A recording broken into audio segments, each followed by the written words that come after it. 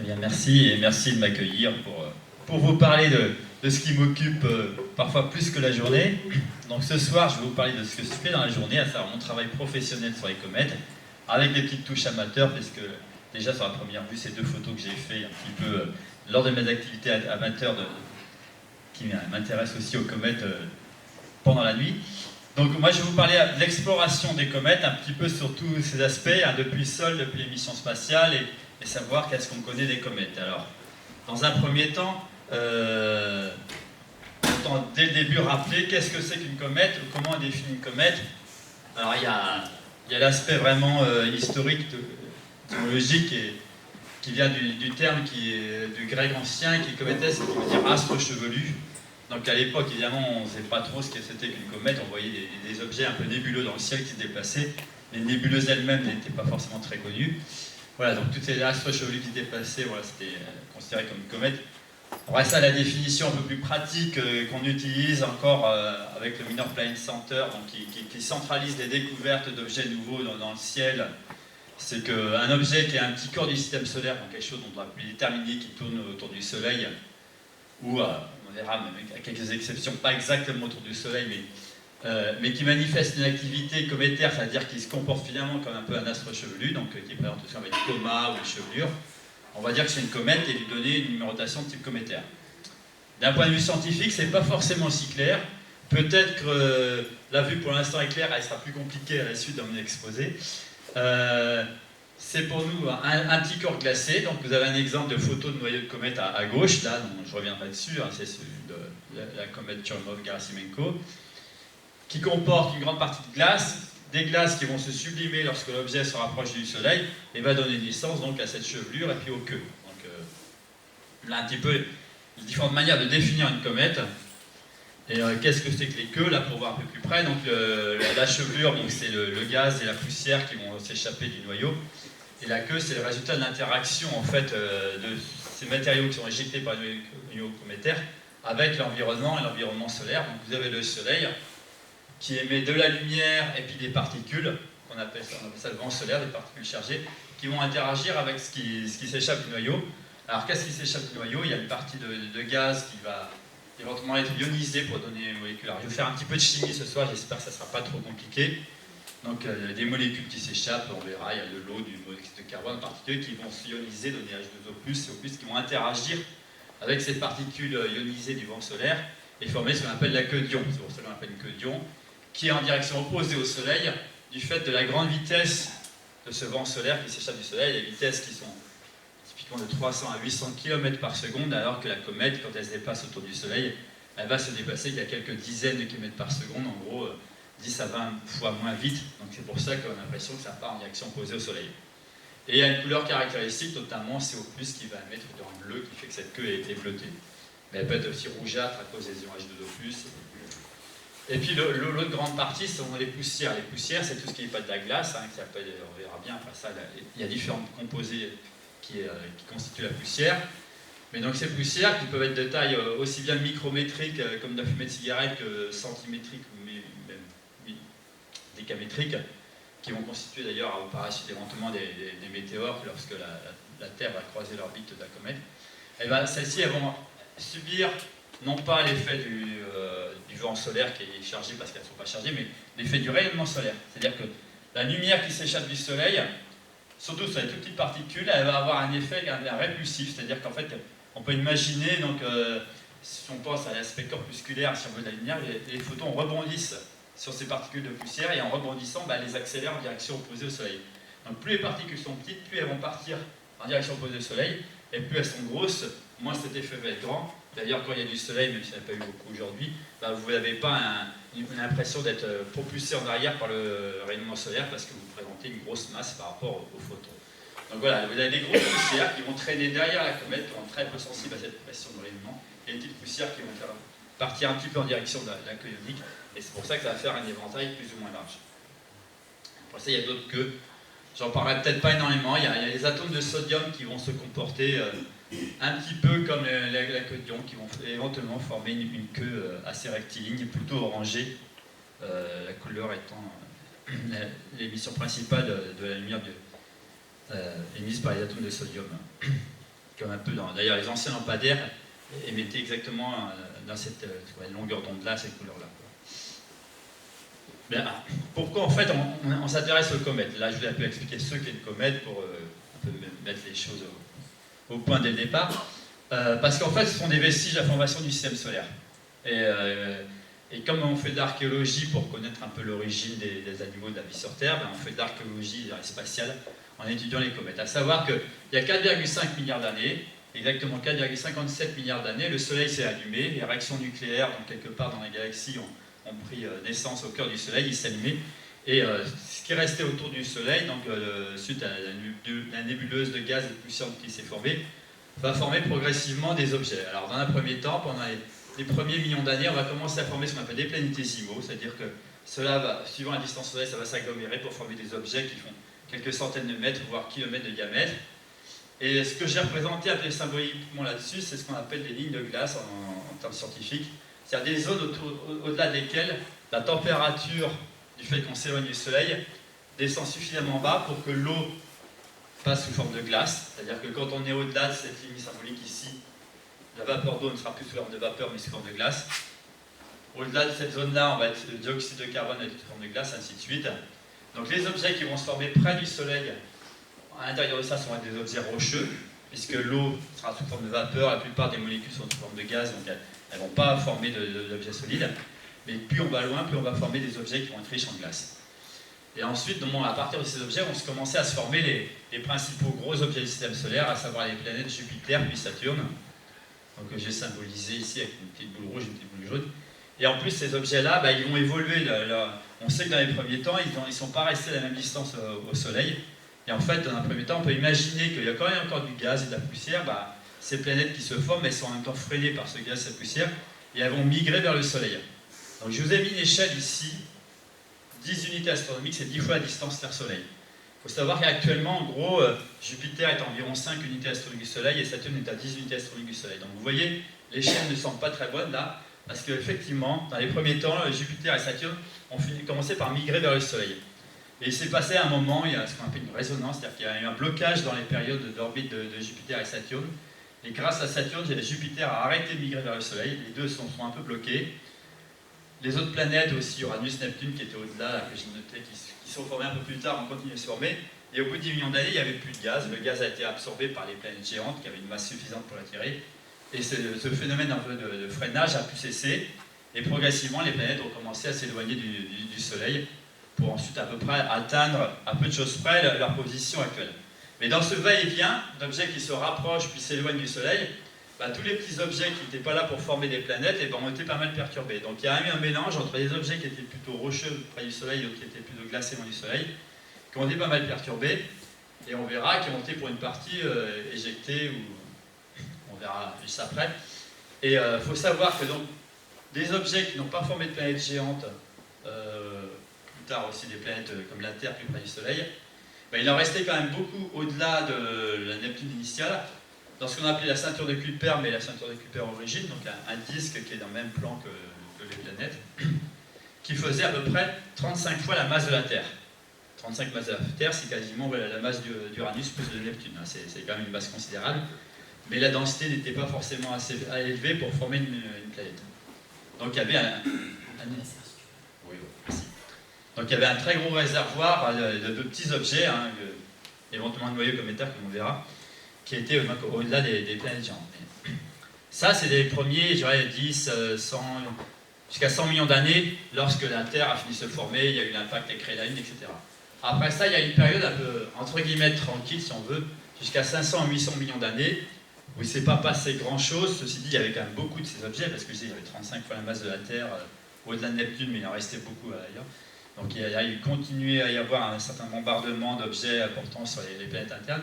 Et ce qui a dû se passer autour de 500 à 800 millions d'années après la formation du système solaire, on a eu à nouveau ce qu'on appelle une résonance, comme je disais, entre Jupiter et Saturne. Et là, cette fois-ci, c'est une résonance de 1, c'est-à-dire que quand Jupiter faisait 2 tours autour du Soleil, Saturne en faisait exactement 1. Ça veut dire que régulièrement, en gros, on va dire tous les 20 ans, Jupiter et Saturne sont alignés dans une direction. Qu'est-ce qui se passe pour les planètes qui sont à l'extérieur? Elles voient que le centre de gravité du système solaire qui se décale régulièrement à cette distance-là. Et donc, elles vont être perturbées. Et il est même probable que les orbites d'Uranus et Neptune se soient croisées, voire se soient carrément échangées à cette période-là. Et qu'est-ce que ça veut dire? C'est que donc, ces orbites ont été très, très perturbées, elles sont venues allonger, et donc Uranus et Neptune sont venus balayer un peu cette ceinture de Kuiper qui faisait quasiment 35 fois la masse de la Terre. Et on estime qu'à cette période-là, il y a plus de 99,7% de ce qui était dans la ceinture de Kuiper qui a été éjecté. Alors, éjecté où?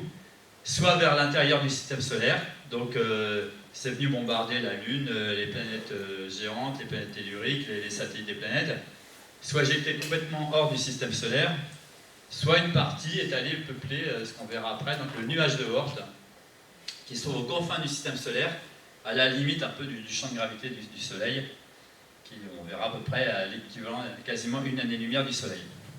Alors pour savoir pourquoi, cette hypothèse, elle sort en partie de modélisation de l'évolution du système solaire, mais aussi un peu d'observation.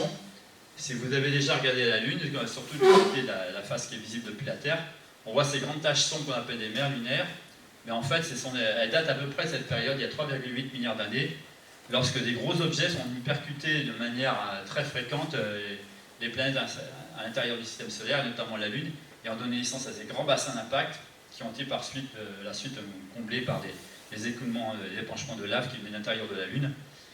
Et donc, c'est ce qu'on appelle donc, la période, en anglais, LHB pour Late Heavy Bombardment, et en français, donc, le grand bombardement tardif. Donc une période où il y a un grand nombre de ces objets, donc, pour une grande partie glacés, qui sont venus percuter les planètes et probablement qui ont contribué aussi à l'apport de matière organique sur Terre. Et donc, où est-ce qu'on en est maintenant 4,5 milliards d'années après la naissance du système solaire? Dans cette ceinture de Kuiper, il reste quelques objets, mais on est plutôt à une fraction de masse terrestre, quelques dixièmes de la masse, même pas des dixièmes de la masse de la Terre. On estime que ça fait environ 2 milliards de noyaux de comètes de l'ordre de 2 km de diamètre. Je vous présente au début une image, c'est un noyau qui faisait 4 km par 2 km, donc à peu près cette dimension-là. Et dans le nuage de Oort, on estime environ 500 milliards de noyaux de comètes à peu près de cette dimension-là. Donc là, c'est très symbolique, je vais le présenter, mais en gros, vous voyez un ordre de grandeur. On a Jupiter, c'est 5 unités astronomiques, 10 pour Saturne, 20 pour Uranus, 30 pour Neptune, et puis en gros, en moyenne, à 40 unités astronomiques, on a la ceinture de Kuiper. Tout ça dans le même plan dans lequel tournent les planètes. Et puis aux confins du système solaire, cette fois-ci, qui forme une sphère un peu dans toutes les directions d'espace, puisque les objets ont été éjectés un peu toutes les directions d'espace. On a le nuage de Oort, dont la distance moyenne est de 40 000 fois, en gros, la distance de la Terre au Soleil, mais c'est vraiment d'ordre de grandeur, là, c'est une figure un peu symbolique, mais si vous voulez, il y a une transition régulière entre pratiquement la ceinture de Kuiper et le nuage de Oort. Et en gros, une année-lumière, c'est 62 000 unités astronomiques, donc vous voyez, on est à peu près à une année-lumière. Et je rappelle, une année-lumière, ça fera le quart de la distance qui nous sépare actuellement de l'étoile la plus proche du Soleil. Donc c'est vraiment la limite du champ de gravité du Soleil. Donc c'est des objets qui sont liés au Soleil, mais qui sont vraiment aux confins. Quand on parle de la fin du système solaire, c'est vraiment l'extrême limite. Il y a d'autres définitions, mais là, c'est vraiment l'extrême limite. Donc ça nous fait deux réservoirs d'objets qui ont été formés donc, il y a 4,5 milliards d'années, qui vont passer la majeure partie du temps à des très grandes distances où la température, elle n'est pas du zéro absolu, mais pas très loin. Et c'est par chance que lorsque un objet vient perturber ces orbites-là, que ce soit Neptune éventuellement qui va perturber des trajectoires dans la ceinture du Kuiper, ou une étoile voisine, ou encore d'autres effets liés à la galaxie qui vont perturber un petit peu le nuage de Oort, qu'on a un objet qui va venir se rapprocher du Soleil et donner naissance au phénomène de comète dont je vous parlais au début. Alors en fait, pour un objet qui vient de la ceinture de Kuiper, souvent ça se passe en plusieurs étapes. C'est-à-dire que l'objet va d'abord être perturbé sur une trajectoire un peu plus courte, qu'on appellera les centaures.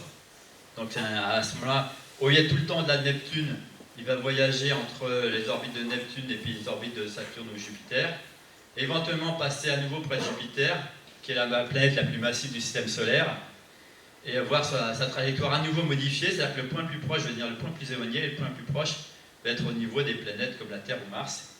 Et en fait, celui-là, ça va alimenter toute une famille de comètes qu'on appelle les comètes de la famille de Jupiter, qui sont initialement, c'est pour ça qu'on dit que c'est des comètes qui viennent de la ceinture de Kuiper, parce que voilà, elles ont tout le temps voyagé dans le même plan à peu près que le plan des orbites, ou le plan de l'écliptique, le plan des orbites des planètes du système solaire. Et donc ils sont décrites à ce moment-là, ces orbites, en une période beaucoup plus courte, et il faut typiquement 5 à 7 ans pour décrire une orbite comme ça, quoi. Et on en connaît environ 700. À l'opposé, les objets qui viennent du nuage de Oort, donc je leur ai donné une autre couleur, hein, c'est des objets qui sont sur des orbites plutôt là que j'ai mis en bleu clair. Une orbite initiale qui vient du nuage de Oort, ça peut mettre 1 à 10 millions d'années pour être parcouru, hein. On vient quand même de beaucoup plus loin. Et souvent d'ailleurs on a du mal à dire si la comète est passée pour la deuxième ou première fois.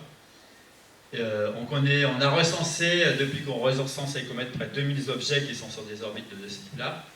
Et certaines comètes qui viennent du nuage de Oort, après être passées plusieurs fois près du Soleil, ou même déjà un premier passage, vont être perturbées éventuellement par la gravité de Saturne, la gravité de Jupiter, et se retrouver à repartir sur des orbites plus courtes. En fait, on estime que 45% reviennent sur des orbites plus courtes, 45% sont éjectés du système solaire, et puis 10% retournent dans le nuage de Oort.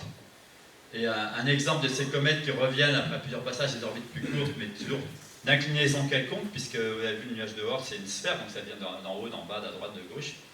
Enfin, ça a formé par exemple les comètes du type de la comète de la famille de Halley, donc la comète de Halley qui revient tous les 76 ans. On en connaît environ 90 de ces comètes de type-là. Il y en a une qui est passée au périhélie il y a vraiment pas longtemps, il y a une dizaine de jours, c'est la comète Pons-Brooks, qui revient tous les 71 ans. Et voilà, donc ça c'est un peu en gros les deux grandes catégories de comètes. Les comètes qui viendraient du nuage de Oort ou celles qui viendraient de la ceinture de Kuiper.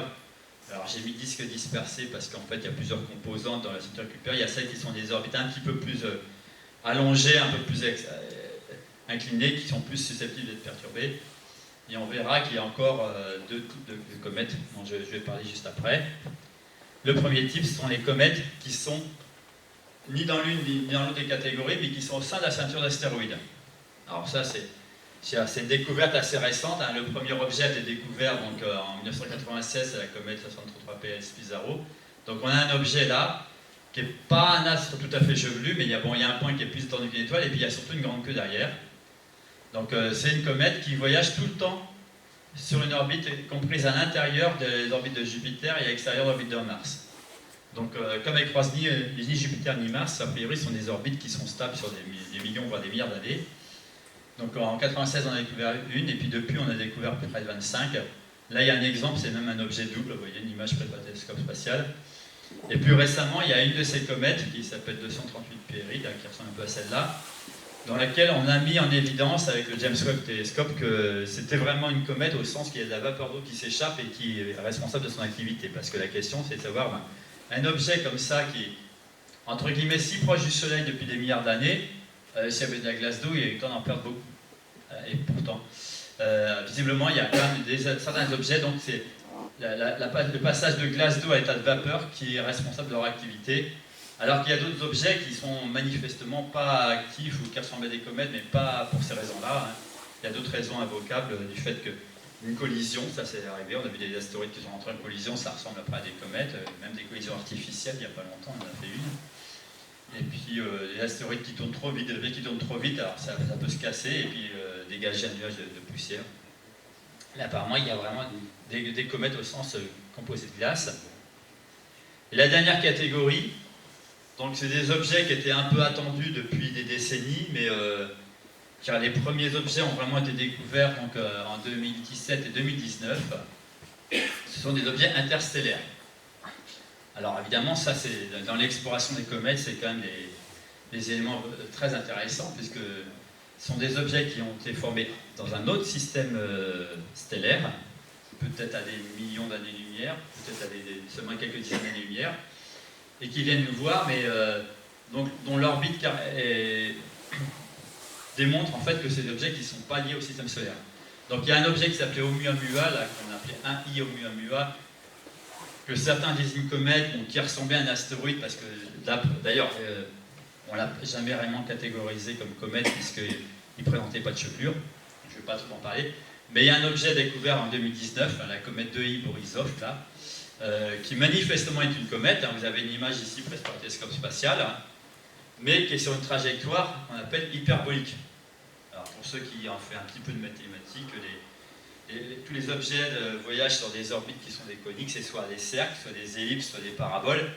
Et là, on est sur une hyperbole sur une excentricité de 3,37, avec une précision de moins de 1 sur le dernier chiffre. Donc c'est très précisément une hyperbole avec une garantie à 100%. Et pour information, une parabole, ça serait une excentricité de 1, un cercle de 0. Et qu'est-ce que ça veut dire? C'est qu'une orbite aussi excentrique, ça veut dire qu'en fait l'objet, comme j'ai représenté, vous voyez, il traverse quasiment le système solaire en ligne directe, il est un petit peu dévié par le Soleil, mais pas tant que ça. Malheureusement pour nous, elle n'est pas passée très près du Soleil, elle est passée au plus près à 2 fois la distance Terre-Soleil. Mais l'autre information qu'on peut avoir sur comment caractériser cette trajectoire, c'est que l'objet, sa vitesse relative au système solaire avant qu'il soit perturbé par la planète ou le Soleil, c'est de 32 km par seconde. Qu'est-ce que ça veut dire 32 km par seconde concrètement? En gros, cet objet, pour arriver du nuage de Oort jusqu'au Soleil, il met 10 000 ans. Une comète du nuage de Oort, elle va mettre 10 millions d'années. Donc il parcourt la distance 1000 fois plus vite. Quand on est près du Soleil, on ne se rend pas trop compte parce qu'une comète qui passe à la même distance du Soleil, elle va voyager elle-même à 30 km par seconde. Donc celui-là, en fait, il va voyager à 45-50 km par seconde parce qu'il est un petit peu accéléré par le Soleil. Mais ça veut dire que c'est un objet, en gros, qui, en 20 000 ans, il a traversé tout le système solaire. Et après ça, on a même pu calculer un petit peu de quelle direction il vient. En gros, il vient d'après la direction de Cassiopée, dans le plan galactique, et la latitude galactique, moins 1,8 degré. Donc il vient quelque part dans la galaxie. Alors évidemment, il y a plus de chances qu'il vienne de la galaxie parce qu'il y a beaucoup plus d'étoiles que s'il vient d'une direction perpendiculaire. Mais on n'a pas pu identifier d'étoiles autour de laquelle cet objet se serait formé. Mais voilà, donc c'est le premier voyageur interstellaire qui vient nous voir. Et évidemment, c'est une occasion unique d'explorer la composition d'un autre système solaire sans avoir à se déplacer. Ou pour aller voir une autre étoile, il faudrait compter des millions d'années. Donc en petit résumé, voilà, alors, après ça j'ai détaillé, peut-être pas s'attacher à tous les chiffres, mais il y a deux grandes familles de comètes. Il y a celles qui sont dans le plan de l'écliptique, qui viennent essentiellement de la ceinture de Kuiper. Donc en fait, il y a un certain nombre d'objets qui sont... Alors, il y a les Jupiter Family et Centaure dont je vous ai parlé. Les objets sont des orbites astéroïdales qui par contre ne viennent peut-être pas de la ceinture de Kuiper, mais au moment du grand bombardement tardif, il s'est passé pas mal d'échanges, il y a peut-être eu des choses qui sont passées. Et il y a une famille de comètes qu'on appelle la famille de comètes de Encke, qui sont des orbites très courtes, tellement courtes qu'elles n'arrivent pas à retourner jusqu'à Jupiter, mais voilà, qui ont une orbite comparable à la comète Encke, qui est une des comètes dans la période orbitale la plus courte. Mais tout ça à peu près dans le plan des planètes. Et puis il y a tous les objets qui sont sur des inclinaisons quelconques, qui peuvent voyager en sens contraire même par rapport aux planètes. Donc celles qui viennent de nuages de Oort, alors il y a ce qu'on appelle les comètes dynamiquement neuves. Donc c'est celles qui ont une période de plus d'1 million d'années, donc il leur faut 1 million à 10 millions d'années pour arriver à des nuages de Oort. Et puis il y en a d'autres qui sont en fait des comètes qui reviennent déjà, parce qu'on a pu déterminer qu'elles sont passées près du Soleil il y a 10 000 ou 100 000 ans, mais on a quand même une précision suffisante pour dire que c'est pas la première fois qu'elles sont passées près du Soleil.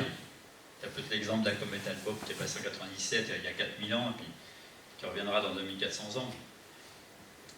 Mais, et puis il y a les comètes qui ont des orbites encore plus raccourcies, comme les comètes de la famille de Halley, là, qui disaient que 92 même, qu'une période qui peut aller de 70 à 150 ans. Et puis il y a aussi un petit groupe de comètes, il y a une période très courte, comme la comète McColl's 1, on en connaît une quinzaine qui sont au contraire près du Soleil, mais qui sont aussi sur des orbites très inclinées. Et puis vraiment la dernière catégorie, les objets interstellaires, qui viennent d'un autre système stellaire. Alors voilà, là c'est un petit peu un bilan de d'où viennent les comètes dans le temps et dans l'espace. Maintenant, comment on explore les comètes, comment on étudie de quoi elles sont faites. Alors, le principe de base, quand on observe à distance, c'est de décomposer le signal qui vient de la comète pour connaître ce qui est responsable de ce signal, en gros. Donc, en gros, si je faisais un schéma pour faire de la spectroscopie optique, on va mettre un prisme qui va décomposer la lumière de la comète, comme un arc-en-ciel décompose la lumière du Soleil, donc avec du violet, du vert, du rouge. Et voilà ce que donnera un spectre d'une comète. Ça, c'est un spectre d'une vraie comète, qui a été, je ne sais plus si c'était la comète Lovejoy. Donc là, on a juste les couleurs. Quand on marque l'intensité, on a quand même comme ça des pics réguliers, et ces pics vont nous renseigner sur la nature du matériau qui constitue, en fait, en l'occurrence, l'atmosphère ou la chevelure qui est autour du noyau de la comète. Parce que le noyau est trop petit pour qu'on arrive à l'analyser à distance, on voit vraiment uniquement ce qui s'en échappe. Donc au passage, les comètes sont très souvent vertes parce qu'on a ces trois bandes ici principales, dans le bleu et dans le vert, qui émettent beaucoup de lumière, qu'on appelle les bandes d'ailleurs de Swan ou du dicarbone, qui sont une des signatures principales des comètes en lumière visible, mais à dire vrai, moi je m'intéresse un petit peu moins à la lumière visible, plutôt à la lumière entre guillemets infrarouge ou radio, pour lesquelles on arrive à mieux analyser les comètes, puisque ces émissions qu'on mesure à ces longues ondes-là correspondent directement à l'émission des molécules principales, et pas des morceaux de molécules, qui sont émises par la comète. Donc en dire vrai, donc en infrarouge, on va observer ça avec des télescopes comme là, ou des télescopes qui sont à Hawaï, là aussi au Chili, qui vont mesurer en fait le mode de vibration des molécules. C'est-à-dire qu'une molécule va se déformer du fait de l'énergie, c'est quantifié, ça va donner des spectres d'émission. Et en ondes radio, avec l'antenne là-haut, à laquelle j'étais d'ailleurs il y a encore une semaine, elle, c'est plutôt les modes de rotation des molécules, c'est-à-dire que l'énergie de rotation va engendrer des pics d'émission, et donc qui sont caractéristiques de chaque molécule. Et ça peut être aussi observé depuis l'espace avec un télescope comme Herschel qui va observer par exemple des molécules comme la vapeur d'eau. Comme vous remarquez aujourd'hui, il y a beaucoup de vapeur d'eau dans l'atmosphère de la Terre, donc évidemment on ne peut pas observer la vapeur d'eau qui est composée essentielle de l'atmosphère des comètes depuis la Terre, mais il faut aller dans l'espace pour l'observer. Alors évidemment on peut l'observer dans l'espace, il y a un petit satellite qui s'appelle Odin, il y a Herschel, puis maintenant il y a James Webb. Là. Je pense qu'il y a un mauvais contact, peut-être d'un côté bientôt à vérifier. Est-ce que c'est bien branché? Parce que oui, ça va s'y un petit peu. Peut-être plus ça comme ça. Voilà. Donc le James Webb Telescope qui a été lancé, c'est quoi, il y a même dans 2 ans, qui lui aussi observe de manière prédominante dans l'infrarouge. Savoir que l'infrarouge est pas mal bloqué par l'atmosphère de la Terre, surtout en raison de la présence de vapeur d'eau, mais aussi de dioxyde de carbone. Donc quand on est en dehors de l'orbite de l'atmosphère de la Terre, non seulement il y a une météo qui est tout le temps favorable, mais ça nous permet d'accéder à des molécules qu'on ne peut pas observer depuis la Terre. Et puis évidemment, l'autre chose, c'est aller sur place. Donc depuis la mission Giotto et d'autres missions, comme les missions Vega et autres qui ont été lancées dans les années 85-84 pour aller explorer la comète de Halley en 1986, on a eu pas mal de missions spatiales. Donc les missions américaines, Deep Space One, Stardust Next, Deep Impact, Epoxy, avec d'ailleurs une belle image ici prise par d'une comète par la mission Epoxy. Et puis la mission Rosetta, dont on fête actuellement déjà le 20e anniversaire du lancement et le 10e anniversaire de l'arrivée près de la comète Churyumov-Gerasimenko, dont je vous parlais un peu plus longuement, puisque c'est un des grands projets de ces dernières années de l'Agence spatiale européenne, et c'est une des rares premières que n'ont pas fait avant nous les Américains, les Chinois ou les Russes, quoi. Donc là, un petit bilan donc, des noyaux cométaires qui ont été vus par des missions spatiales. Donc la mission Giotto, donc, en 86, qui nous montre l'image du noyau de la comète de Halley, qui sur cette figure sont à peu près tous représentés à l'échelle, donc qui est un des plus gros. C'est pour ça que c'est une des comètes les plus connues, parce qu'elle est plus grosse, elle émet plus de gaz, plus de poussière, donc elle est plus brillante quand elle passe près du Soleil. Et puis après ça, toutes les autres comètes que vous avez là-dessus, à part la comète Tuttle, mais qu'on voit mal, c'est une image radar, sont des comètes de la famille de Jupiter, parce que ce sont des comètes beaucoup plus faciles à explorer. Parce que c'est des comètes qui voyagent dans le même plan que les planètes, qui tournent dans le même sens. Donc c'est beaucoup plus facile d'aller passer à côté d'elles à des vitesses pas trop grandes, parce que quand on a survolé le noyau de la comète de Halley, les vitesses relatives c'était 70 km par seconde à 200 000 km/h. Donc vous imaginez, il faut avoir un appareil photo qui prenne des photos assez rapidement pour pas que ce soit flou, et puis en fait la durée même de la mission c'est 2 heures. Alors que les autres, bon, les vitesses ont été moindres, et puis on verra après ça la mission Rosetta, la durée de la mission ça n'a pas été 2 heures, mais c'était 2 ans, donc on a eu le temps de faire un peu plus de science. Donc là sont pratiquement toutes des images de noyaux de comètes, donc de la famille de Jupiter, Borrelly, Arcade 2, 822, Doppler, prises par des missions spatiales américaines. Et j'ai rajouté ici 2 images radar, parce que quand une comète passe suffisamment près de la Terre, avec un écho-radar, on arrive un peu à avoir une information sur la forme du noyau. Là, c'est une comète qui s'appelle 45P Onda Kospajtakova, découverte par des Tchèques, c'est pour ça que les noms sont un petit peu compliqués, et qui, en fait, on verra, ressemble un petit peu probablement à la comète Churyumov-Gerasimenko, parce qu'on voit sur cette image qui montre la rotation en quelques heures, qui a apparemment deux structures collées, donc un petit peu à une forme de bilobé, comme on dit, comme beaucoup d'autres noyaux cométaires avec certains astéroïdes. Alors la mission Rosetta, donc moi j'ai participé directement à une des expériences. Je suis arrivé un petit peu après la conception de la mission. J'ai travaillé pendant 1 an à l'Agence spatiale européenne juste avant l'année avant le lancement.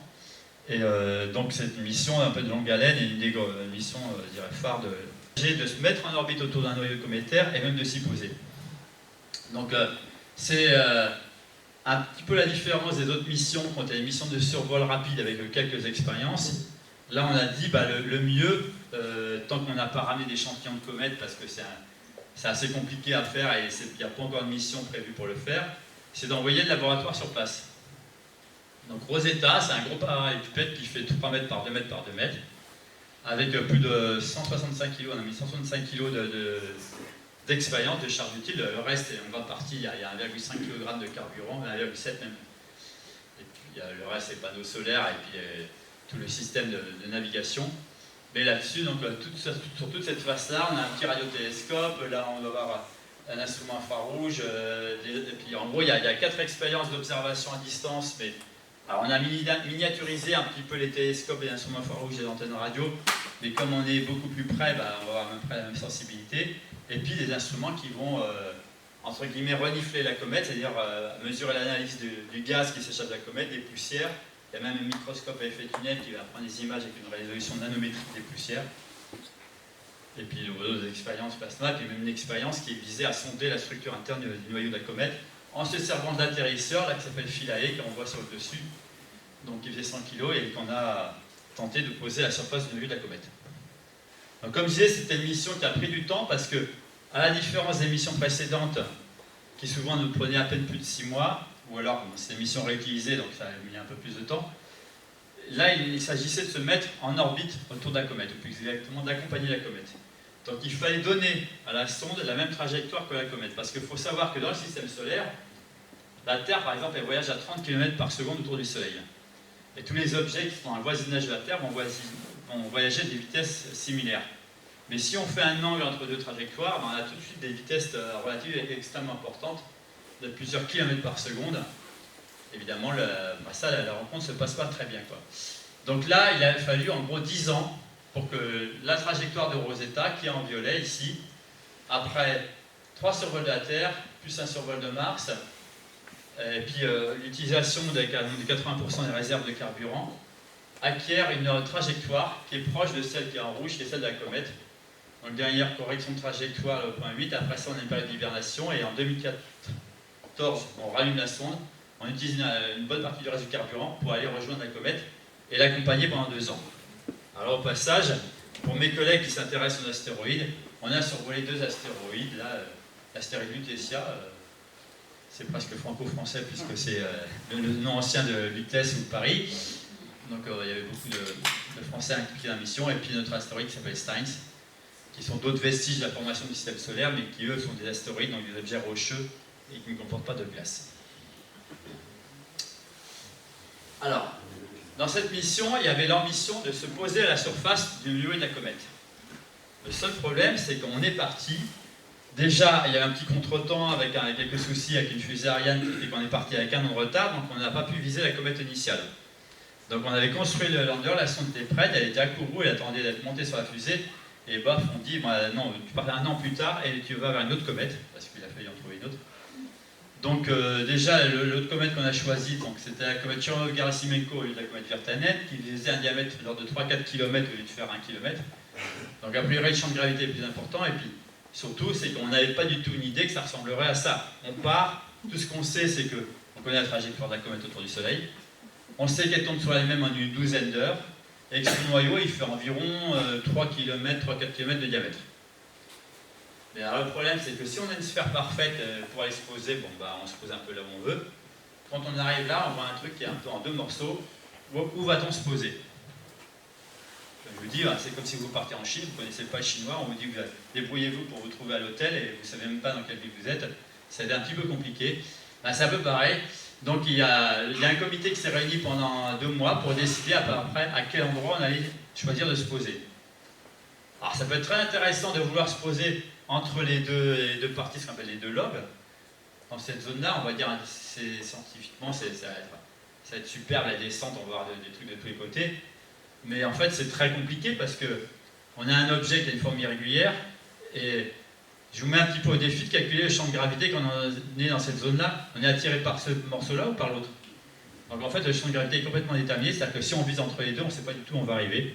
Et en plus, il y a le risque qu'on soit à l'ombre d'un des lobes de la comète quand on veut émettre vers la sonde Rosetta pour relier le signal. Donc on a plutôt visé à atterrir vers une des extrémités, donc vers le haut ici. Donc c'était le point visé. Donc voilà, donc après ça, les images descendent. Donc on vise ici exactement cette zone qu'on appelle la JK. Donc il y a des images ici, donc là ça suffisait avant le largage. Et là vous avez une séquence d'images qui sont prises par le lander lorsqu'il a été largué et qui à la fin s'est posé ici. Donc ça c'est la dernière image et puis on a plaqué par-dessus le lander. Donc voilà, là il s'est échappé de Rosetta qui est ici et il va descendre pendant 7 heures, en fait en chute libre, vers la surface de la comète pour toucher à peu près à 140 mètres près à l'endroit visé. Le seul problème c'est que en fait c'est pas exactement là qu'il a terminé sa course, il a terminé un petit peu plus loin, donc on l'a retrouvé finalement 2 ans après quasiment. Il était dans une position ici qui se trouvait on verra beaucoup plus loin. Et là, c'est une des premières images qu'on a eues qui a pu nous montrer quand même la surface du noyau de la comète avec une précision de quelques millimètres. Donc, et puis au passage, voilà, le noyau de la comète, il tourne effectivement, il tournait sur lui-même en 12 heures, et en plus de ça, il y a une certaine activité. Alors, en fait, ça, c'est une image qui a été prise au Pereili. Donc, ce qu'on a choisi, en fait, c'est de se poser avant que la comète soit trop active, pour éviter que le lander en descendant, il soit un petit peu dévié par les jets de gaz. Donc, on a choisi de se poser c'est donc en novembre 2014, sachant que la comète était au plus près du Soleil en août 2015. Donc voilà d'ailleurs la séquence qui vous montre la descente vers la JK depuis. Alors c'est pris par les caméras qui sont sous l'atterrisseur. Donc on appelle la caméra Rollis. Et en fait, voilà ce qui s'est passé exactement. Donc là, prise depuis Rosetta, on voit le lander qui s'est séparé. Les pieds d'atterrissage qui sont bien déployés, et donc qui va descendre et qui tourne un petit peu sur lui-même. Il y a une inertie pour que ça lui permet de stabiliser, d'ailleurs de le garder un peu orienté. L'antenne de télécommunication avec Rosetta est sur le dessus, il ne communique pas directement avec la Terre. Il va tournoyer comme ça et pendant près de 7 heures, il va descendre pour aller viser et se poser ici. Alors qu'est-ce qui s'est passé? C'est que quelques minutes avant qu'il se pose voilà la zone, 25 minutes après voilà la zone, il y a trois petits nouveaux cratères ici, mais il n'y a pas de lander. Et en fait, quand on regarde sur l'image ici, on va chercher, il y a un petit point ici, il est là. Donc, il n'est pas là, on l'attendait. Et d'ailleurs, la première image que vous avez à droite ici, c'est une image qui s'est déclenchée un peu automatiquement quand on a touché la surface, on prend une image. Et elle est floue, on voit que ça bouge. Alors, ce qu'il y a, c'est que le lander déjà avait été conçu pour une autre comète. Après ça, il y avait 3 systèmes qui auraient dû permettre au lander de se fixer à la surface. On va dire qu'il y en a 2 qui n'ont pas marché. Le premier, c'était quasiment sûr qu'il ne marche pas, c'est qu'il y avait des harpons, puis la pyrotechnie au bout de 10 ans dans l'espace, ça ne marche pas forcément. Donc les harpons ne sont pas déclenchés, ou même pas volontairement on ne les a pas déclenchés. Elle devait envoyer des harpons qui sont entrés dans le sol pour retenir le lander. Le seul problème, c'est qu'on n'avait aucune certitude que ça allait marcher, parce que on va sur un sol dont on ne connaît absolument pas la nature. On sait qu'il y a de la glace, qu'il y a de la poussière, qu'il y a de la matière organique, mais c'est pareil, il y a de la matière organique, il y a de l'eau parce qu'il pleut sur du bitume comme il y en a dans le sable. Mais souvent c'est un harpon dans le bitume ou un harpon dans le sable, ça ne va pas donner la même chose.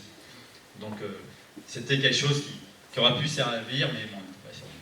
Il y avait un autre système qui malheureusement n'a pas très bien marché, et n'a pas marché d'ailleurs, c'est qu'il y avait un petit réservoir de gaz neutre en haut du lander qui devait en gros plaquer au sol le lander quand il arrivait. Mais ils n'ont pas réussi à le mettre en pression avant, ils ont dit bon tant pis, on va quand même le larguer. Le troisième système, c'était le système simplement d'amortissement par ressort un peu sur les pieds. Et là, heureusement que ça a fonctionné, parce que c'est ça qui a permis à ce que lorsqu'on a rebondi, en fait, on ait quand même perdu 90% d'énergie cinétique et qu'on reste au moins en orbite autour du noyau et puis finalement qu'on se pose quand même dessus. Donc en fait, ce qui s'est passé, c'est qu'on est arrivé avec une vitesse de l'ordre de 1 mètre par seconde. Hein, le champ de gravité est extrêmement faible sur la comète, c'est-à-dire que le lander il pèse 100 kg sur Terre. Son poids sur Rosetta, c'est l'équivalent du poids d'une feuille d'un quart de feuille de papier sur la Terre. Hein, c'est l'ordre du gramme. Quoi. Donc, on est à un facteur 50 000 en champ de gravité. Donc, quand on saute, entre guillemets, de 7, je ne sais plus combien on était, 10 km d'altitude vers le noyau de la comète, on va mettre 7 heures et arriver à la vitesse de 3 km/h, qui est à peu près la vitesse que vous avez si vous sautez d'une marche d'escalier. Donc vous voyez, vous prenez un escalier, la dernière marche, vous sautez, au lieu de la descendre, et vous arrivez à la vitesse à laquelle Philae est arrivé à la surface du noyau de la comète. Alors, ça aurait été une vitesse suffisante aussi pour redécoller définitivement. Heureusement qu'il y avait les pieds pour amortir, qui ont absorbé 90% d'énergie, donc elle est repartie avec une vitesse de 1 km/h. Elle arrivait à 3 km/h, elle est repartie avec 1 km/h. On a perdu 90% d'énergie. Hein. L'énergie, ça va comme le carré de la vitesse. Mais ça a été suffisant pour faire un grand rebond qui a duré en fait 45 minutes, 2 km de long, et on est allé toucher après ça le rebord d'une espèce de grande cavité ici, là. Donc hop, là on a rebondi pendant 45 minutes, après on a un nouveau rebondi, là ça a duré un peu plus d'1 heure, puis un troisième rebond ici, et on a fini par se stabiliser là. Alors au bout du compte, on était quand même à plus d'1,5 km du point visé à l'origine. Par chance, en fait, du fait de la stabilisation, je vous montrais que le lander il tourniquait sur lui-même, il est resté orienté l'antenne dans cette direction-là vers Rosetta. Donc en fait, on a toujours eu la communication, même après quand on a déposé l'armée. Mais comme on avait fait, j'avais presque un quart du tour de la comète, parce que vous voyez que l'horizontale est perpendiculaire ici, c'est pour ça qu'il est couché sur le côté, sur la photo que vous avez vue précédemment. Mais d'un autre manière, c'était quand même un avantage, ça permet de rester communiqué avec le lander. Et puis après ça, c'est toujours pareil, bon, est-ce que c'est un atterrissage ou un cométissage, on ne sait pas, raté ou réussi? Il y a le verre à moitié plein et le verre à moitié vide. Alors le verre à moitié plein, on va dire que non seulement l'Europe a réussi le premier atterrissage, mais aussi le deuxième et puis le troisième atterrissage sur une comète. Voilà. Alors qu'est-ce qu'on a appris sinon pour cette comète au cours des 2 années qu'on a mis à l'explorer? C'est qu'on a vu des tas de choses à la surface de la comète. On a vu des espèces de grandes cavités qu'on appelle des puits ici, dans lesquelles apparemment il y a des zones actives. On verra aussi qu'il y a des zones qui s'effondrent. On a vu des espèces de formations éoliennes. On n'est pas très loin de la côte ici. On voit un petit peu des dunes comme sur les plages. Des formations qui sont probablement réellement éoliennes, mais là c'est pas du vent qui souffle parce qu'il y a une atmosphère, c'est simplement le dégazage de la comète qui pousse un petit peu les dépôts comme on voit ici aussi, hein, derrière ces blocs-là, qui poussent donc les dépôts de poussière à la surface du noyau de la comète. Là, une image à plus haute résolution de cette espèce de puits, là. Donc, et on voit que c'est couvert de tas de débris. Enfin, c'est une comète qui est déjà passée plein de fois près du Soleil, donc il y a une érosion sans doute liée à l'activité, quoi. Donc il y aurait plein d'images, on a fait 100 000 images, je ne vais pas toutes les montrer. Puis il y a une chose intéressante aussi, c'est que vous avez vu que la comète elle est un petit peu en 2 morceaux.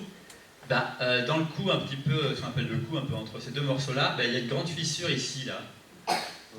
Et cette fissure, en plus, il semblerait qu'elle soit un petit peu allongée pendant la période où elle a été explorée par la mission Rosetta. Qu'est-ce que ça veut dire? Ça veut dire qu'il y a peut-être quelques chances que d'ici quelques années, la comète elle se casse en 2. Il y a les 2 morceaux. Alors pourquoi ça? Parce que ce qu'on a mesuré, c'est que la comète, elle émet du gaz et de la poussière, et il y a un effet de réaction de ce gaz sur le noyau de la comète qui fait que ça accélère sa rotation. Dans certains cas, ça peut ralentir, dans d'autres cas, ça peut accélérer. Et là, la configuration est telle que ça l'accélère. Et donc, en fait, à chaque passage près du Soleil, le noyau gagne 20 minutes sur la période de rotation. C'est-à-dire quand la comète, avant ce passage-là, elle tournait sur elle-même, alors je crois que c'est 2 passages avant, en 12h40. Avant d'arriver, c'était 12h20, et après ça, c'était 12h. Donc elle est repassée au périhélie, donc maintenant, il y a déjà bientôt 3 ans. Elle a dû encore gagner 20 minutes. C'est-à-dire que la comète, elle tourne de plus en plus vite. Et il va arriver un moment, quand on va arriver à une période de l'ordre de 7 heures, vu la dimension de la comète, la vitesse, enfin la force centripète, due à la rotation rapide, va compenser la gravité. Ce qui fait qu'aux extrémités du noyau, tout ce qui est à la surface, la poussière et les blocs et tout ça, ils ne sont plus retenus. Et c'est ce qui doit se passer dans certaines comètes qui accélèrent de plus en plus et qui finissent par se désintégrer ou se disloquer du fait qu'elles tournent de plus en plus vite. Donc c'est un des mécanismes qu'on va peut-être voir d'ici quelques passages. Alors ça peut être au prochain passage de 3 ans, comme ça peut être dans 10 passages dans 60 ans, mais il y a des chances qu'on voie la comète se fracturer en moins de morceaux, si ce n'est plus. Alors, une autre aventure qui est arrivée à la mission Rosetta au cours des 2 ans d'exploration. Donc là, c'est pour illustrer son image, mais bon, c'est arrivé un peu avant et puis aussi plus tard. C'est que naviguer autour d'un objet comme ça qui est actif, c'est pas toujours simple, surtout qu'on ne connaissait pas sa forme au début, on connaissait mal son activité, et donc en fait on n'avait pas tout bien anticipé, quoi. Quand on va autour de Mars, on sait que Mars est une atmosphère qui a telle pression, bon, il y a des tempêtes qui fait que il y a des fluctuations, mais on connaît bien la gravité de Mars, donc c'est pas si compliqué entre guillemets de mettre une sonde en orbite autour de Mars, même on utilise maintenant quelquefois le freinage atmosphérique. Mais là, le souci, c'est que quand on est autour d'un objet déjà dont la gravité est très faible, donc si j'ai le temps, je peux vous montrer un petit peu à quoi ressemblait la trajectoire au cours des 2 ans, mais typiquement, quand on a plus de 30 km du noyau de la comète, le champ de gravité est trop faible pour être en orbite. Quand on était à moins de 30 km, on a pu se rapprocher jusqu'à 10 km de la surface, on était sur des orbites circulaires ou elliptiques, et quand on est plus loin, on est quasiment sur des trajectoires rectilignes. C'est-à-dire que c'est comme un bonhomme qui se balade à côté, puis il y a la comète au fond, puis de temps en temps il fait demi-tour. La sonde Rosetta, il y a un moment justement, quand elle a repris contact avec les Philae, je dirais quelques mois après, parce que elle était mal éclairée, puis elle s'est réveillée un petit peu, et pour rester en contact avec Philae, qui était plutôt du côté nord du noyau de la comète, la sonde Rosetta, au lieu de continuer à faire un tour autour de la comète, elle part à segment de droite, et on a décidé pendant 2 semaines, on a fait des allers-retours. Alors la comète, la sonde allait dans une direction, une petite pichenette en utilisant quelques centaines de grammes de carburant, hop, on repart dans l'autre direction. Pourquoi? Parce qu'on se déplace à 1 ou 2 km/h. Donc le champ de gravité est tellement faible qu'une sonde de 3 tonnes, enfin qui fait plus que 2 tonnes à cette époque-là, il n'y a pas besoin de beaucoup de carburant pour faire un aller-retour. Donc on a vraiment une orbite qui est très particulière, qui n'a rien à voir avec les orbites des sondes autour des planètes. Mais le problème essentiel, c'est de rester en communication avec la Terre. On peut faire toutes les manœuvres qu'on veut, il y a une grande antenne qui fait 2 mètres de diamètre, il faut l'orienter vers la Terre pour être en communication, et puis donc envoyer des informations ou en recevoir. Comment on se repère dans l'espace? Surtout pas à partir du noyau de la comète dont on ne connaît pas l'orientation, tout ça, on ne sait pas à quelles coordonnées on est. Puis définir un système de coordonnées sur un objet comme ça, je ne vous dis pas comment c'était compliqué. On va se repérer par rapport aux étoiles. Vous savez que la grande ours elle est là, la petite ours elle est là. La Terre, vue de Rosetta, on a des éphémérides, on dit bon, elle se trouve dans la constellation mettons de la Vierge, on va pointer l'antenne vers cette direction-là. Comment on fait pour regarder, pour s'orienter, pour trouver les étoiles? On a des caméras qui prennent des photos du ciel, et voilà les photos à quoi elles ressemblent. Donc la première séquence, vous voyez des photos avec des traînées, et qu'est-ce que vous voyez? Tous les 90% des points lumineux que vous voyez, ce sont des poussières qui s'échappent de la comète. Donc il y a des périodes, il y en a plus ou moins, et il y a une première période qui était en mars 2015, avant le passage, 28 mars 2015, avant le passage de la comète, où il y avait des points brillants. Les caméras qui servaient à l'orientation, on appelle les Star Trackers, ils se sont guidés par rapport à ces points brillants, et ils ont cru que c'était des étoiles repères, mais ces points brillants, ils se déplaçaient en fait par rapport au front de l'étoile. Et depuis la Terre, on a vu le signal qui décroissait, l'antenne qui était en train de tourner, qui était pointée ailleurs que vers la Terre. Donc on a dit à la sonde, on a envoyé un message un petit peu en catastrophe, stop, arrête de t'orienter par rapport à ces étoiles qui ne sont pas des vraies étoiles. On était dans une phase de survol, on était passé à 10 km de la surface du noyau dans un nuage de poussière. La sonde a continué en ligne droite, ce qui était prévu, elle n'était pas en orbite, jusqu'à 400 km, et puis bon, quand elle était à plusieurs centaines de kilomètres, on a dit tiens, maintenant tu peux te réorienter, il y a beaucoup moins de chances que tu sois perturbé par ces poussières, et on a récupéré in extremis le signal de la comète, mais de la sonde. Bon, on a dû arrêter toutes les expériences et prendre 1 ou 2 jours. La trajectoire qui n'était pas celle qui était prévue, on devait faire un survol et s'arrêter à 50 km et se remettre en orbite, et là en fait on était allé à 400 km de distance, et on a reprogrammé. Bon, c'est une petite péripétie. Mais il y a eu un nouvel événement qui s'est passé donc en mai 2016, où à nouveau on a eu de poussière, cette fois-ci on était vraiment en orbite, on n'était pas en survol. Et là on a vraiment perdu le signal pendant quelques heures, mais on savait ce qui se passait, donc on s'est dit on ne va pas s'inquiéter, la sonde au bout d'un moment elle va se réorienter toute seule vers la Terre, et c'est ce qui s'est passé. Et voilà, donc en fait, sur cette séquence d'images prises par les caméras de suivi des étoiles, la dernière image, en fait, c'est une médiane de toutes les images précédentes, c'est-à-dire qu'en fait, je fais apparaître que les points qui ne bougent pas. Donc ce que vous voyez sur la dernière image, ce sont des vraies étoiles. Et dans toutes les autres images, tout ce qui est traîné ou les autres points lumineux sont des poussières. Donc là, c'est pire que la pollution lumineuse. Autour des comètes, on peut être encore plus perturbé que par la pollution lumineuse pour voir les étoiles. Là, notre série, donc voilà, c'est le 28 mai à 20h qu'on l'a perdu et on était qu'à 5 km de la surface d'ailleurs. Et vous voyez toutes les poussières. Donc là c'est une image, en fait, on voit une partie du col de la comète Churyumov-Gerasimenko vue dans l'obscurité. Et toutes les traînées là sont devant le noyau, bah, c'est pas des étoiles puisque les étoiles sont cachées par le noyau. Et par contre, tous les petits traits que vous voyez au-dessus, là, qui ont tous la même longueur, ça sont des vraies étoiles. Vous voyez, il y a un mixte de poussière éclairée par le soleil et puis d'étoiles. Et alors pour finir de la mission Rosetta, donc il y a Philae qui s'est posé, qui a fonctionné sur ses batteries pendant 3 jours. On n'a pas eu tous les résultats escomptés parce qu'il n'était pas dans une très bonne position. Mais bon, la mission de la sonde orbitale Rosetta, elle a continué à durer jusqu'au 30 septembre 2007, donc il y a plus de 2 ans.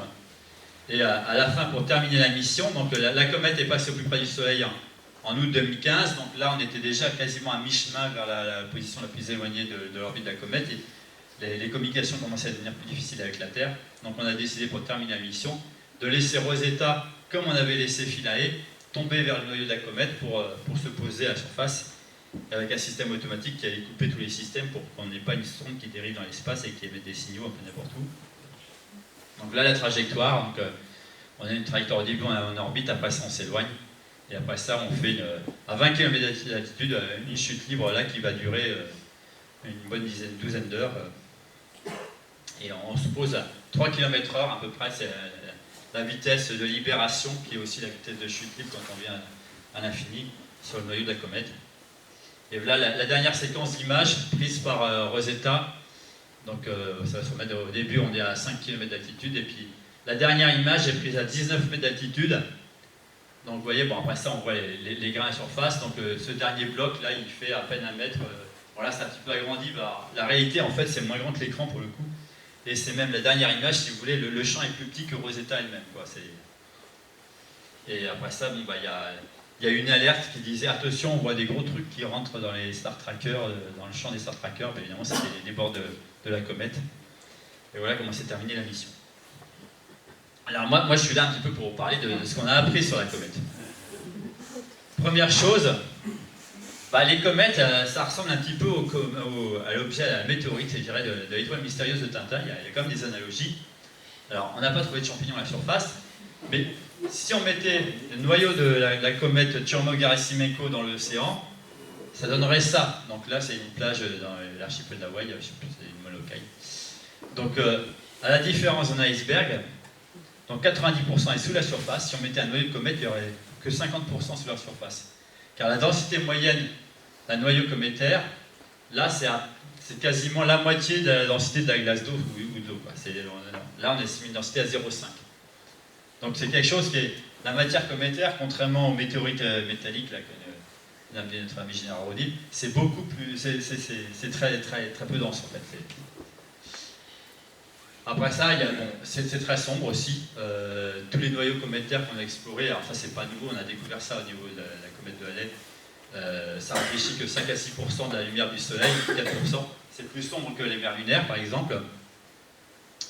Et c'est couvert d'un mélange de matériaux je dirais, si proches et aussi de matériaux organiques. C'est eux qui donnent un petit peu leur aspect sombre au noyau de la comète. On verra peut-être que c'est des types de sels d'ammonium. Et puis un corollaire au fait que la densité soit très faible, c'est qu'il y a une faible inertie thermique. Ça serait un bon isolant, si vous voulez rénover vos maisons, mettez des morceaux cométaires, c'est un très bon isolant thermique.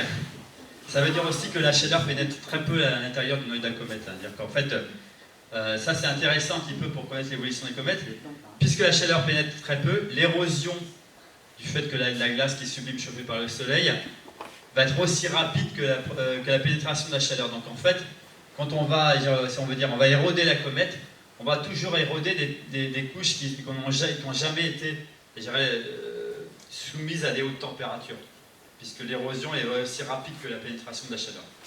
Donc on va explorer comme ça, dans les zones vraiment actives, du matériau primitif, en fait, qui est tel qu'il était lorsque la comète s'est formée il y a 4,5 milliards d'années.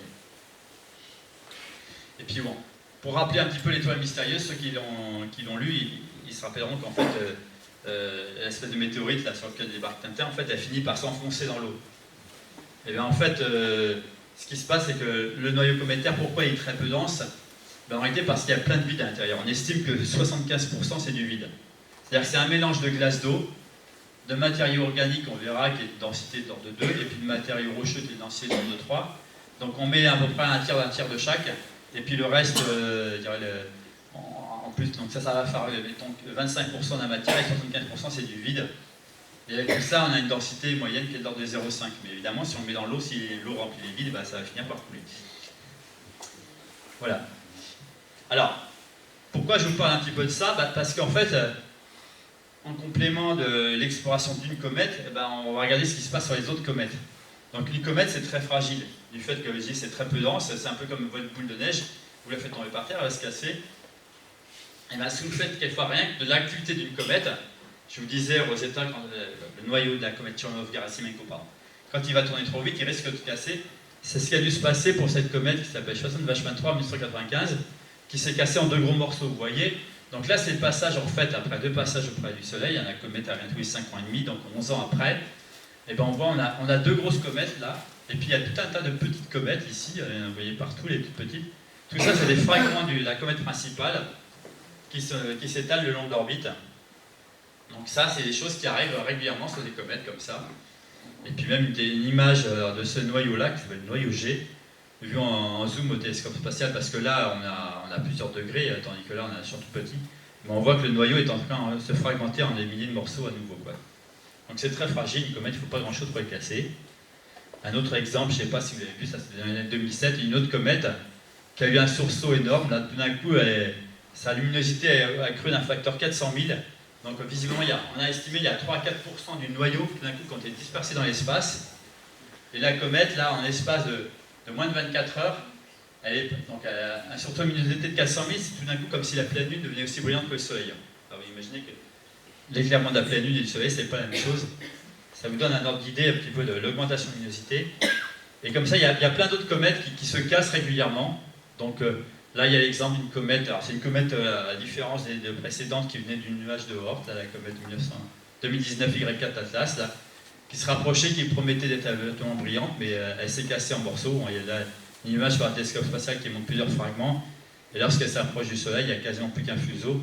C'est une autre comète aussi, 1999 S4, qui fait pareil aussi, en se rapprochant du Soleil, il n'y a plus qu'un fuseau et on voit que c'est des milliers de composants. Et puis alors, des sursauts, il y en a de plusieurs types. Il y a ceux qu'on a vus sur la comète Churyumov-Gerasimenko quand elle était plus proche du Soleil. Vous voyez ici, là, elle tourne en 12 heures, puis d'un coup, hop, on a un petit jet qui va dessus, hop là, et ça dure que quelques minutes. Alors là, au niveau de la comète, c'est spectaculaire, mais de loin, on ne voit pas grand-chose. Les sursauts dont je vous parlais précédemment, ou encore de cette comète-là qui s'appelle 29P Schwarzschild-Bachmann, on voit qu'il y a une grosse enveloppe de poussière qui s'échappe. Il y a une comète aussi là, qui vient de passer près du Soleil, comme vous disiez, la comète Pons-Brooks, qui était déjà connue, et puis on l'a constaté, qui a eu des sursauts quasiment tous les 15 jours à 1 mois. Donc on voit un nuage de poussière qui est éjecté, qui se développe. Donc ça, c'est celui du mois d'octobre. Au mois d'avril, c'est le dernier sursaut, là. D'un jour à l'autre, on a un grand nuage de poussière, et puis la luminosité qui augmente d'un facteur 2. Donc voilà, les comètes, c'est un petit peu du suspense, c'est variable, lié au fait que ce sont des objets fragiles. Et ce que je voulais dire de ces sursauts, on ne connaît pas forcément l'origine, mais ce qu'on a vu sur la comète Churyumov-Gerasimenko, c'est qu'une partie de ces sursauts sont liés probablement à des zones qui sont subitement éclairées par le Soleil, parce que c'est un peu au fond d'une crevasse, donc l'éclairement demande des conditions d'illumination très particulières. Ou alors, comme on a vu que le terrain est très, très escarpé, il y a un endroit, manifestement, où on a observé en fait l'effondrement d'une falaise. Il y avait un endroit qui s'était fracturé, la falaise s'est effondrée. Comme il y avait du gaz qui s'échappait un peu régulièrement du noyau de la comète, une partie du matériau, quelques dizaines de milliers de tonnes qui sont effondrées, en fait, ils ont été soulevés par le gaz et sont partis dans l'espace.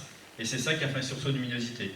C'est juste un effondrement, un glissement de terrain, si on veut, à la surface du noyau d'une comète, qui est responsable d'un sursaut. Il n'y a rien d'extraordinaire, c'est juste, ça se casse.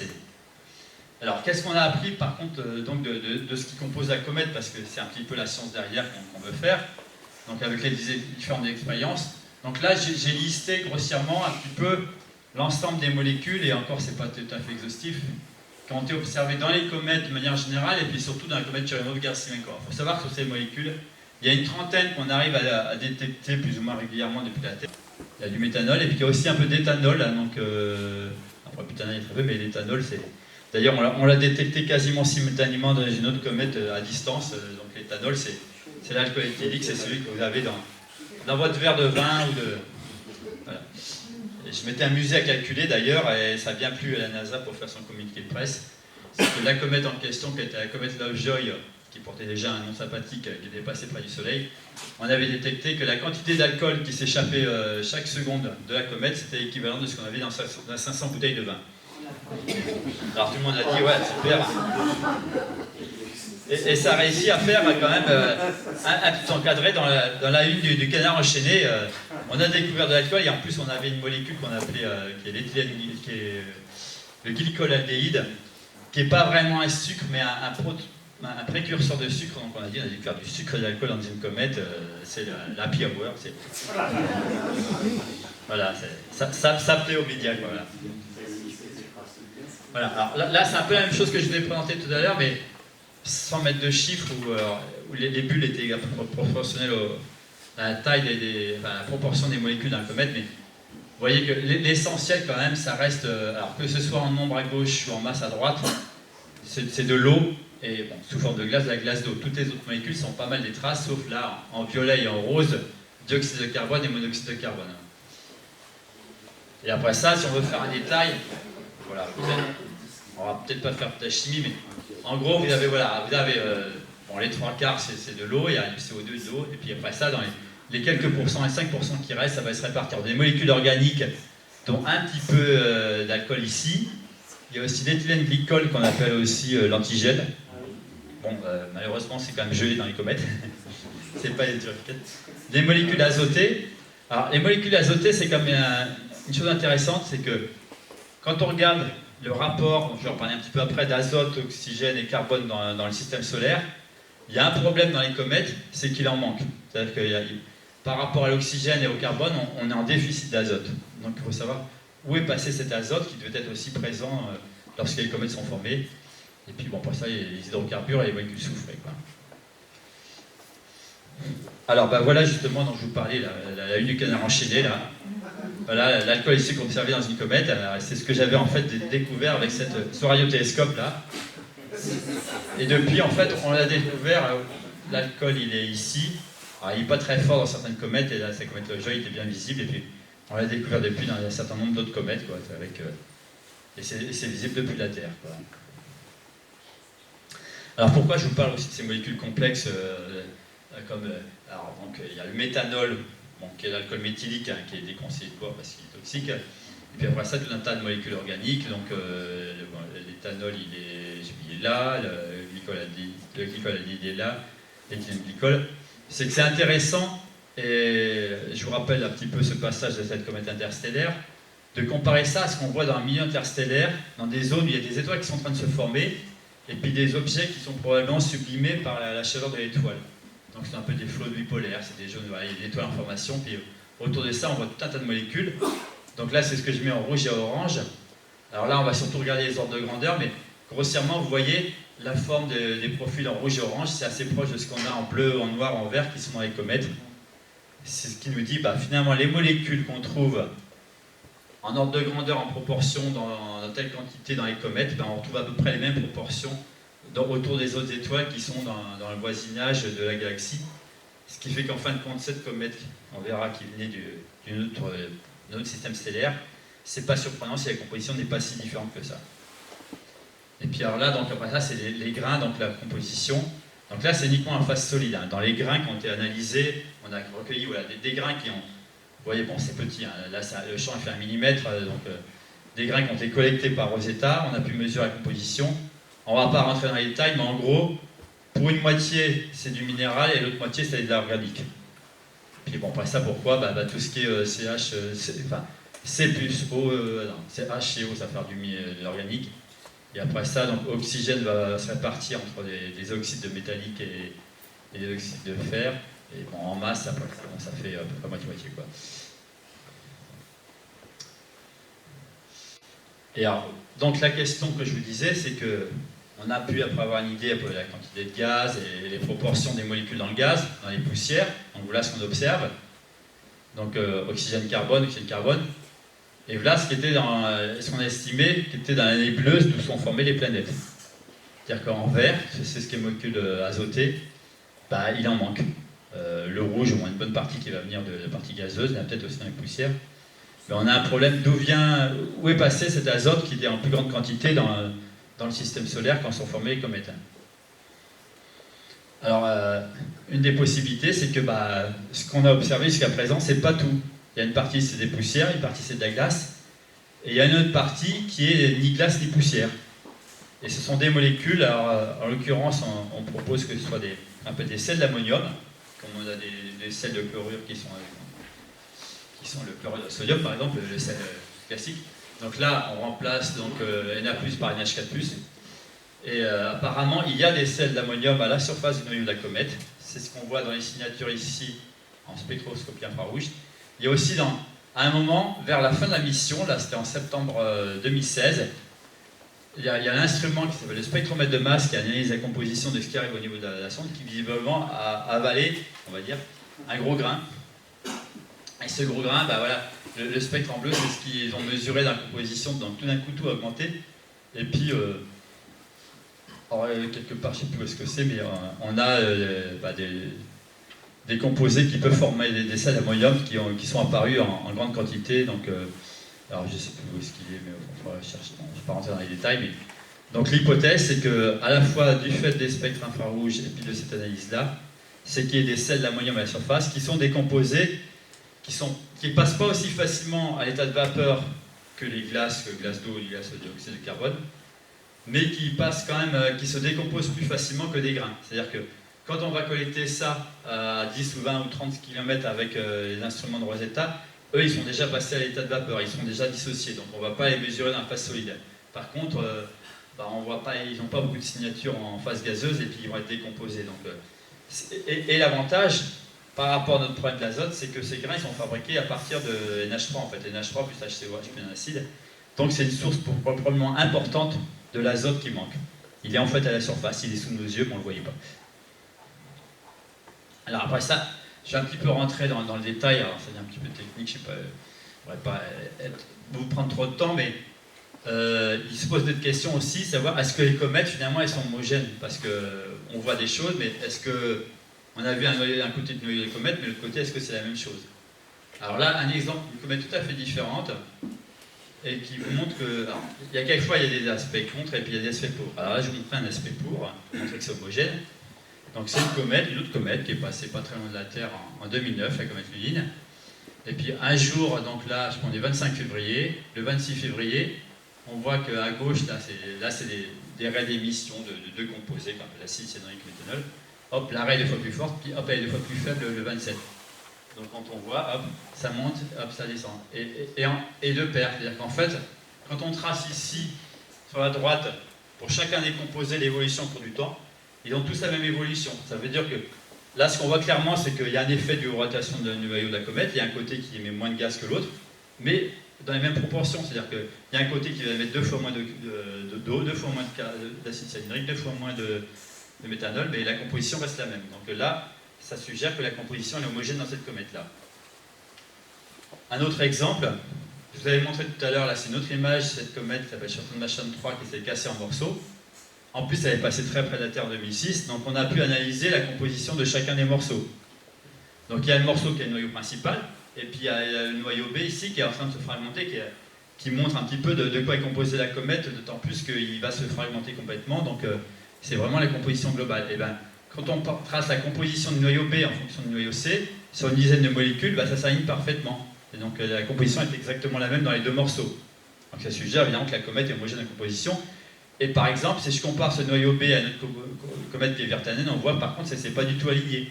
Donc là il y a vraiment, quand on cherche deux comètes qui ont la même composition, ça va marcher uniquement pour les deux morceaux de la même comète. Donc là vraiment, ça prouve que la comète elle est à peu près homogène moyennement en composition. Ceci dit, quand on regarde la comète Churyumov-Gerasimenko, et certaines molécules, comme en partie le dioxyde de carbone, donc là vous avez des images infrarouges qui vous montrent la distribution de vapeur d'eau. Le soleil est à gauche, côté éclairé au soleil, c'est là que la vapeur d'eau s'échappe. Par contre, le dioxyde de carbone, le soleil est toujours à gauche, mais lui s'échappe par ici. Donc de loin, peut-être que la composition paraît homogène, mais de près, il y a un endroit ici, il y a beaucoup plus de dioxyde de carbone que d'eau, et puis là, il y a beaucoup plus d'eau que de dioxyde de carbone. Donc si la composition en moyenne, elle est globalement, elle varie peu en fonction du temps, localement, elle peut être très différente. Et c'est peut-être le cas aussi pour d'autres molécules. Donc à droite, vous avez une image prise par un autre instrument, on voit la distribution de la vapeur d'eau, de l'ammoniac et du méthanol. Et le méthanol, lui, par exemple, alors là c'est près du périhélie, donc l'écart est moins important, mais le méthanol, il part vraiment du pôle sud. En fait, on s'est aperçu que le pôle sud ici était beaucoup plus riche en volatile, alors que les autres partent du côté éclairé par le soleil. Donc voilà, on a des exemples au contraire d'inhomogénéité. Un autre exemple sur Churyumov-Gerasimenko, c'est que le dioxyde de carbone, quand on est loin du soleil, il s'en échappe plus que de la vapeur d'eau. Alors ça, c'est lié au fait que le dioxyde de carbone, vous avez peut-être déjà eu l'occasion de voir de la glace au dioxyde de carbone. C'est pas, on en trouve dans les extincteurs à neige carbonique, quoi. Ou alors parfois c'est la glace sèche qu'utilisent certains glaciers, mais c'est une glace qui en gros vers moins 80 degrés va passer à l'état de vapeur. Donc ça passe à l'état de vapeur à des températures bien plus basses que la glace d'eau. Donc c'est pour ça que quand on est loin du soleil, la glace d'eau elle reste sous forme de glace, elle ne s'évapore pas, tandis que le dioxyde de carbone peut continuer à s'échapper. Donc là, c'est pas forcément un effet de composition, mais c'est un effet de discrimination dû à la température. Alors il y avait un autre exemple de comète survolée pour lequel on voyait ça aussi là. C'est la comète Hartley 2 qui a été survolée par hypoxie. On voit que le dioxyde de carbone il vient de là, alors que la vapeur d'eau, vous voyez, elle vient d'un autre endroit. Et en plus de ça, là il y a la glace d'eau qui est soulevée par le dioxyde de carbone et qui permet à l'activité de la comète de venir de grains de glace et non plus de la surface, quoi. Une autre comète qui était très connue, la comète Hale-Bopp. Alors cette fois-ci, c'est plus le dioxyde de carbone, mais c'est le monoxyde de carbone, et quand on est loin du soleil, c'est la molécule principale qui s'échappe de la comète. Alors c'est pour ça que je vous parlais au début pas mal du dioxyde de carbone, du monoxyde de carbone et de l'eau, qui sont des molécules importantes, parce que c'est elles qui vont un petit peu gouverner l'activité des comètes. Et on a découvert même des comètes un peu particulières. C'est que vous voyez, bon là, j'ai mis la comète Hale-Bopp, Virtanen, Churyumov-Gerasimenko, vous voyez 80-70% d'eau. Bon, dans Hale-Bopp, il y a beaucoup de CO, et il y a beaucoup de CO2 dans Virtanen, mais il y a très peu de CO, un petit peu des deux dans Churyumov-Gerasimenko. Et puis là, on a une comète, vous voyez, c'est totalement différent. Il n'y a pas une goutte d'eau quasiment dans cette comète. On a plein de CO, pas mal de CO2, et en vert, on retrouve ce que j'avais en vert tout à l'heure, c'est de l'azote. Voilà, l'azote qui manque, dans cette comète, on en voit pas mal finalement. Dans cette comète, il y a quasiment les proportions qu'il y avait à l'origine dans le système solaire. Donc cette comète, c'est ce que j'ai baptisé, qu'on d'autres ont baptisé une comète bleue, parce que quand on regarde la comète, donc c'est la photo en haut à droite, elle est toute bleue. Pourquoi elle est toute bleue? Si vous vous rappelez au début, le bleu, c'est le CO+, des queues de comète. Mais là, on n'a même pas de chevelure, on n'a pas de chevelure jaune, blanche devant, il n'y a que du CO+, pratiquement, puisqu'il n'y a pas de vapeur d'eau qui s'échappe, et il n'y a quasiment pas de poussière. Et ça rappelle une autre comète qui est passée donc, en 1962, la comète Humason, c'était un R1, qui elle était très similaire aussi. Donc c'est un petit peu ce qu'on appelle des comètes bleues, une comète à une catégorie visiblement particulière, puisque ces comètes, il y a très peu d'eau. Et si vous avez par exemple le rapport N2 sur H2O dans certaines comètes, on n'a même pas 1%, alors que là, au contraire, le rapport N2 sur H2O est très supérieur à 1, quoi. Donc c'est des comètes qui sont très riches en ces éléments très volatiles, CO, CO2 et même le diazote aussi, qui est une molécule très volatile, et très pauvre au contraire en autres molécules qui sont plus réfractaires. Donc c'est peut-être des comètes qui sont formées à un autre endroit du système solaire, ou alors qui sont des fragments d'objets un peu plus gros. Et ce qui est amusant, c'est de comparer ça à notre comète. Là, je reviens sur la comète Borisov, la comète interstellaire. On l'a observée, on a pu faire quelques mesures, on a trouvé qu'elle était un petit peu particulière malgré tout, quoi. Elle est plutôt riche en CO, un peu riche en ammoniac, par contre normal l'HCN. Donc sur un graphique ici, on met la quantité de CO sur HCN dans cette comète là, Borisov, elle est ici. Alors que la majorité des comètes du système solaire, elles sont plutôt moins riches. Donc vous voyez, elle est un petit peu en marge, elle n'est pas très différente. Mais dans notre système solaire, on a aussi cette comète Cherson-Vachmanin, et puis cette comète, la 2016 R2, qui, vous voyez, c'est une échelle logarithmique, hein. Elle est 40 fois plus riche en CO que celle-là. Donc, finalement, on a plus de dispersion de composition des comètes dans notre propre système solaire, probablement qu'il y en a dans le voisinage galactique. Alors, un petit peu pour finir, donc voilà, les 3-4 molécules importantes qui jouent un rôle important dans l'activité des comètes et même voire dans la composition, c'est donc la molécule d'eau, le dioxyde de carbone, le monoxyde de carbone, et puis éventuellement le diazote.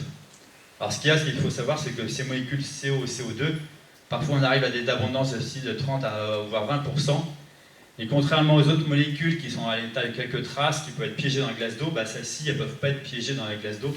Donc c'est pour ça que suivant que les comètes soient riches ou pas dans ces molécules-là, elles vont avoir un comportement différent lorsqu'elles se rapprochent du Soleil.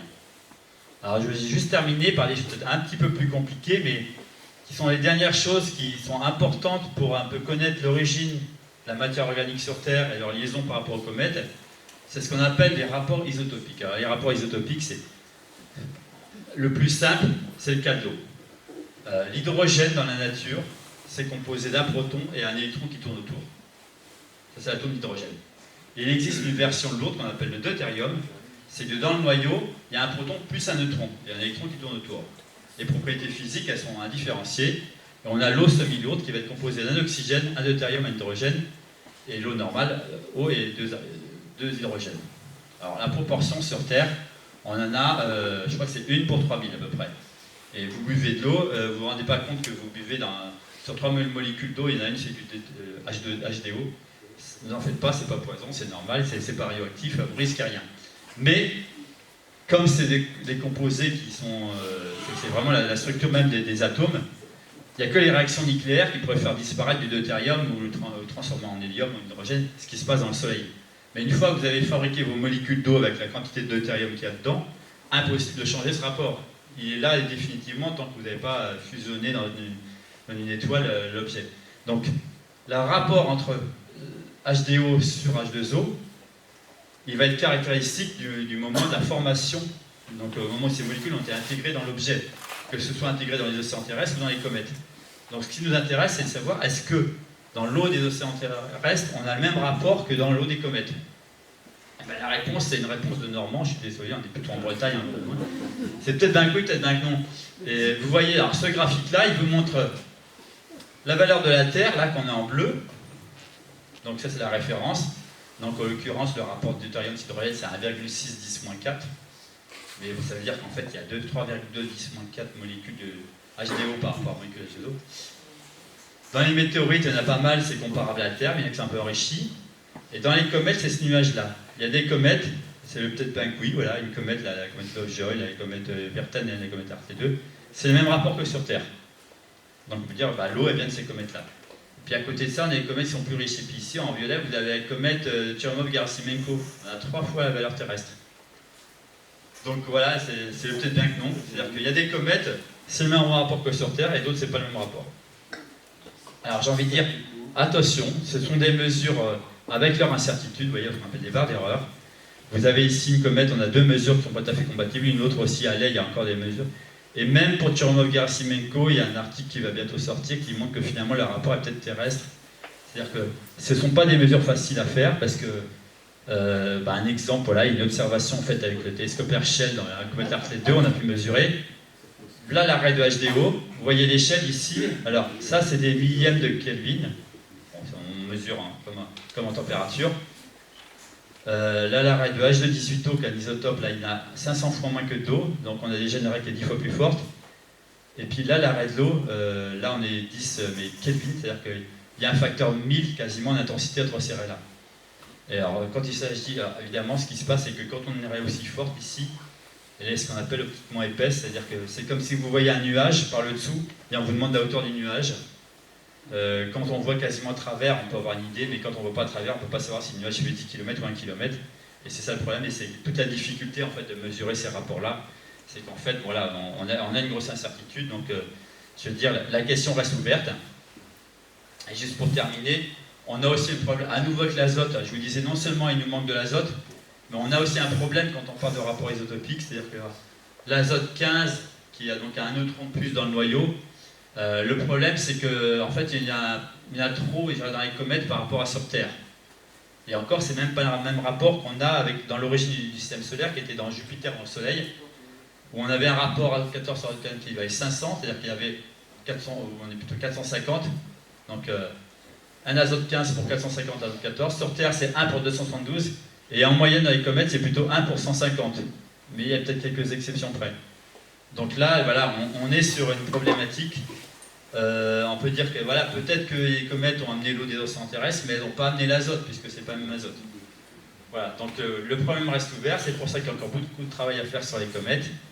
Et on a autant apporté de réponses à certaines questions que de nouvelles questions en étudiant les comètes au cours de ces dernières années. Et je crois que je vais m'arrêter là, je vous remercie.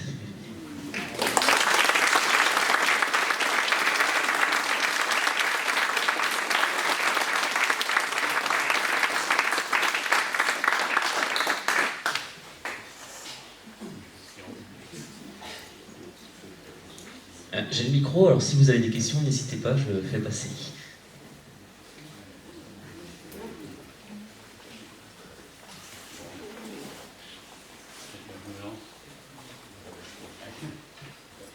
L'eau sur Terre, une hypothèse, c'est des gagnants des comètes.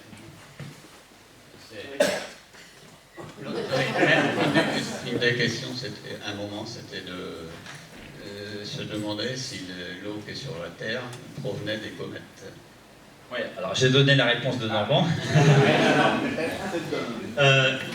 J'ai envie de dire, en fait, il y a trois écoles. Il y a les géologues qui disent oui, mais bon, quand la Terre s'est formée, elle a quand même pu emmagasiner de l'eau à sa formation, qui ensuite a été éjectée à la surface pour former les océans grâce à l'activité volcanique. Donc la Terre s'est formée humide. Il y a d'autres qui disent que non, bah, la Terre était extrêmement chaude à l'origine, donc elle n'a pas pu se former humide, elle a forcément, après ça, accrété l'eau qui venait de l'extérieur. Et ceux qui travaillent sur les météorites, les astéroïdes vont dire oui, mais dans les météorites, on trouve le bon rapport, je vous ai montré d'ailleurs, on a le bon rapport deutérium sur l'hydrogène, donc en fait, l'eau de la Terre, elle vient de météorites qui étaient pas loin de la Terre, qui ont emporté de l'eau sur Terre. Après ça, le problème, c'est que les météorites, il y a un peu d'eau, mais il n'y a pas vraiment de la glace d'eau dans les météorites, hein, c'est des matériaux hydratés, donc c'est des oxydes de fer ou de silicium qui des liaisons OH. Donc est-ce que ça suffit en quantité? Et nous, partisans des comètes, on va dire, vous avez vu le modèle d'évolution du système solaire, qu'est-ce qui s'est passé au bout de 800 millions d'années? On a plein de comètes qui sont tombées sur Terre. Donc on est sûr qu'il y a des comètes qui sont tombées sur Terre. Donc elles ont forcément... Alors la quantité par rapport aux océans terrestres, c'est peut-être bien plus, peut-être d'un suffisant, mais on est sûr qu'il y a des comètes qui sont tombées sur Terre, et il y a des comètes qui ont de bons rapports. Donc moi, je travaille sur les comètes, je veux dire, bah oui, c'est possible. Hein. Il faut la bonne comète, il faut juste choisir la bonne comète. Il en faut beaucoup, mais quand on regarde ce qui est tombé au moment du grand bombardement tardif, il y a une estimation, on n'est pas à la masse totale des océans terrestres, mais on n'est pas un facteur 100, on est un facteur peut-être 2, 3, 4. Hein, donc après ça, la certitude des modèles, elle est scalée, hein, peut-être un facteur 2 ou 3 aussi. Hein, donc, et puis ça n'a pas été uniquement à ce moment-là qu'il y a eu des bombardements de comètes, hein, il y en a eu aussi beaucoup au début. Donc c'est pas impossible. Les comètes ont contribué. Le problème, c'est de savoir est-ce qu'elles ont contribué pour 10%, pour 50%, pour 90%. Il y a une question pour la matière organique, en fait, pour ah oui, oui. Voilà, donc, comme je dis, alors, on n'a pas trouvé des molécules d'ADN dans la comète. Hein. On en est très loin, très loin, très loin. On ne va pas aller jusque-là. Voilà. Voilà. Il y a de l'alcool. Il y a de l'alcool, il y a de la vie. Hein. Il y en a qui vont dire qu'il y a du méthane aussi dans les comètes, et puis ils disent on trouve du méthane sur Mars, où sont les vaches, quoi. Non, mais ce qui est certain, c'est que l'avantage des comètes, c'est que ça a permis d'amener du matériau qui était plutôt formé loin du Soleil. On était plus riche en molécules organiques, en molécules volatiles, plutôt que plus proche du Soleil, c'était plutôt des roches. Donc ça a permis un brassage et d'amener... Il y a certainement une partie de matière organique qui a été amenée par les comètes. Savoir si c'était suffisant pour amener la vie, on ne sait pas, mais c'est une contribution certaine, quoi.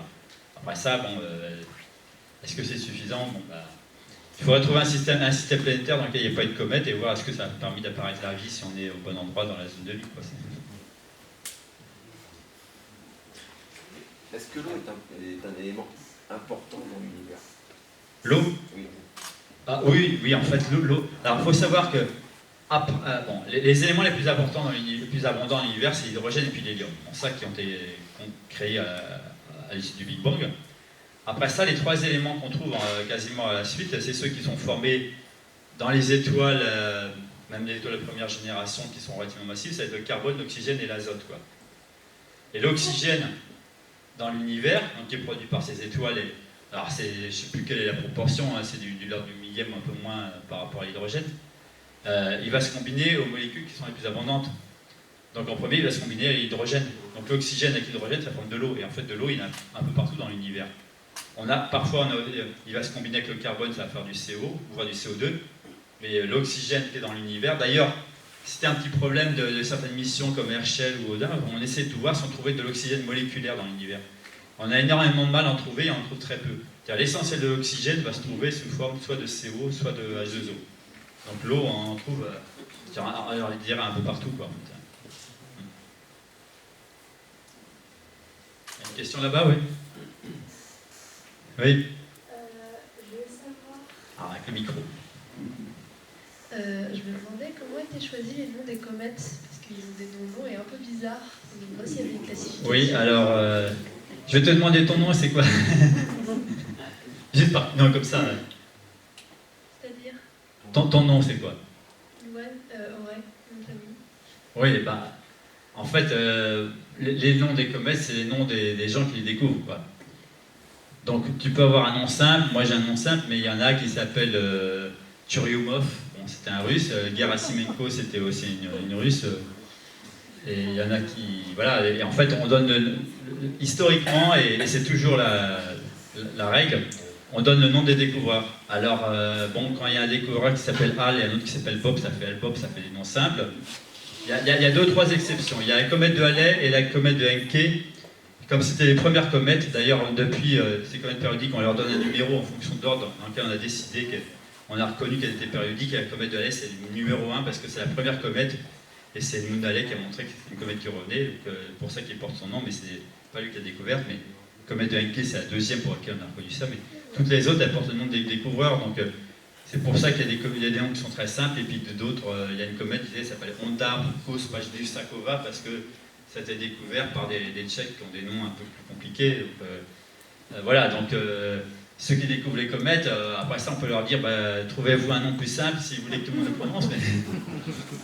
Encore eux, pour l'instant, les comètes chinoises, d'ailleurs, c'est un peu particulier. Il y a une comète qui va être brillante à l'automne qui s'appelle Tsuchinshan Atlas. Et Tsuchinshan, c'est un nom, en fait, c'est un peu un nom adopté historiquement, d'ailleurs, parce qu'il y a les comètes Tsuchinshan qui ont été découvertes il y a pas mal d'années. Alors je ne sais plus si c'est l'observatoire de Nankin en fait, et ils ont donné ce surnom-là, mais ça ne doit pas du tout être le nom chinois, c'est un nom pratique quoi, pour dire les comètes découvertes à l'observatoire de Nankin. Et puis Atlas, par contre, c'est un acronyme, c'est-à-dire que maintenant il y a plein de comètes qui sont découvertes par des observatoires automatiques. Donc, alors je ne sais plus Atlas, c'est l'acronyme de quoi, mais c'est bon, il y a comme Pan-STARRS qui est Panoramic Star, qui recherche des objets qui se déplacent. Le premier c'était Linear. Donc tous ceux, il y avait l'ONEO.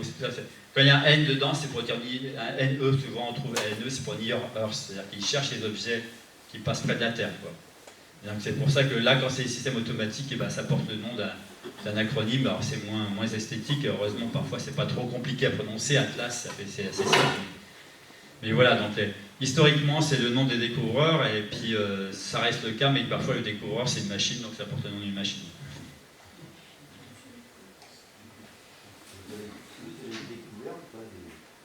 Ça se saurait, il n'y a pas beaucoup de noms. Les chanceux qui découvrent une comète, ils ne sont pas très nombreux. Alors, maintenant, il y a 80-90% des comètes qui sont découvertes par des surveys automatiques comme ça. Il y a quelques amateurs qui arrivent encore à découvrir des comètes. Il n'y a pas longtemps, l'été dernier, il y a un japonais, Nishimura, il a découvert une comète qui a été assez brillante d'ailleurs. Donc lui, les japonais, ils continuent à pratiquer un petit peu leur spécificité, c'est qu'ils sont le pays le plus à l'est, donc ils sont le premier à voir le soleil se lever, et donc à voir les comètes qui sont près du soleil. Donc en gros, ils vont les découvrir, et puis les Américains, il faut qu'ils attendent une demi-journée. Maintenant, à la vitesse de l'information, c'est trop tard. Voilà. La comète s'appelle Nishimura, elle ne s'appellera pas Nishimura Al ou Nishimura Bob. Et vous en trouvez combien il y a par année de découvertes de comètes? Alors en fait, il y en a pas mal, mais elles portent maintenant des noms un peu bizarres. Mais avec les surveys maintenant, alors il faut savoir que le seuil de découverte, il y a 20 ou 30 ans, c'était des comètes qui étaient quasiment visibles à l'œil, bien équipées en caméra pour les découvrir. Ça a augmenté un petit peu le taux de découverte, du fait qu'on les découvre bien plus faible, mais on en est... je fais le calcul chaque année, mais là j'ai plus en tête le chiffre, mais c'est une trentaine à une quarantaine de nouvelles comètes. Alors dedans, il y a des comètes périodiques qu'on n'avait pas répertoriées avant, des comètes qui reviennent régulièrement. Puis il y en a qui viennent pour la première fois des confins du système solaire, mais l'ordre de grandeur c'est ça, c'est une trentaine à une quarantaine, ça fluctue pas mal d'ailleurs.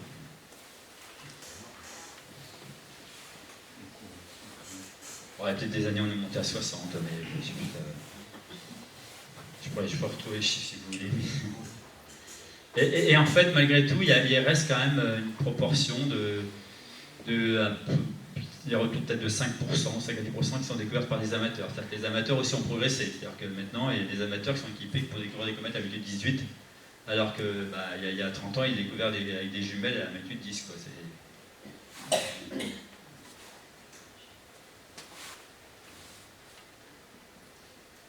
J'ai le micro, je pose la question.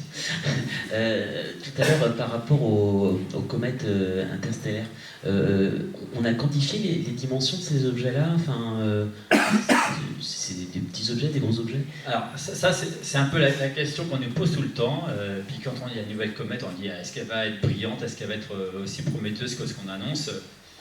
Et on va dire la réponse, ça dépend de la taille du noyau, parce qu'évidemment, si vous avez un noyau qui fait 10 km de diamètre, il va forcément résister au passage par le Soleil.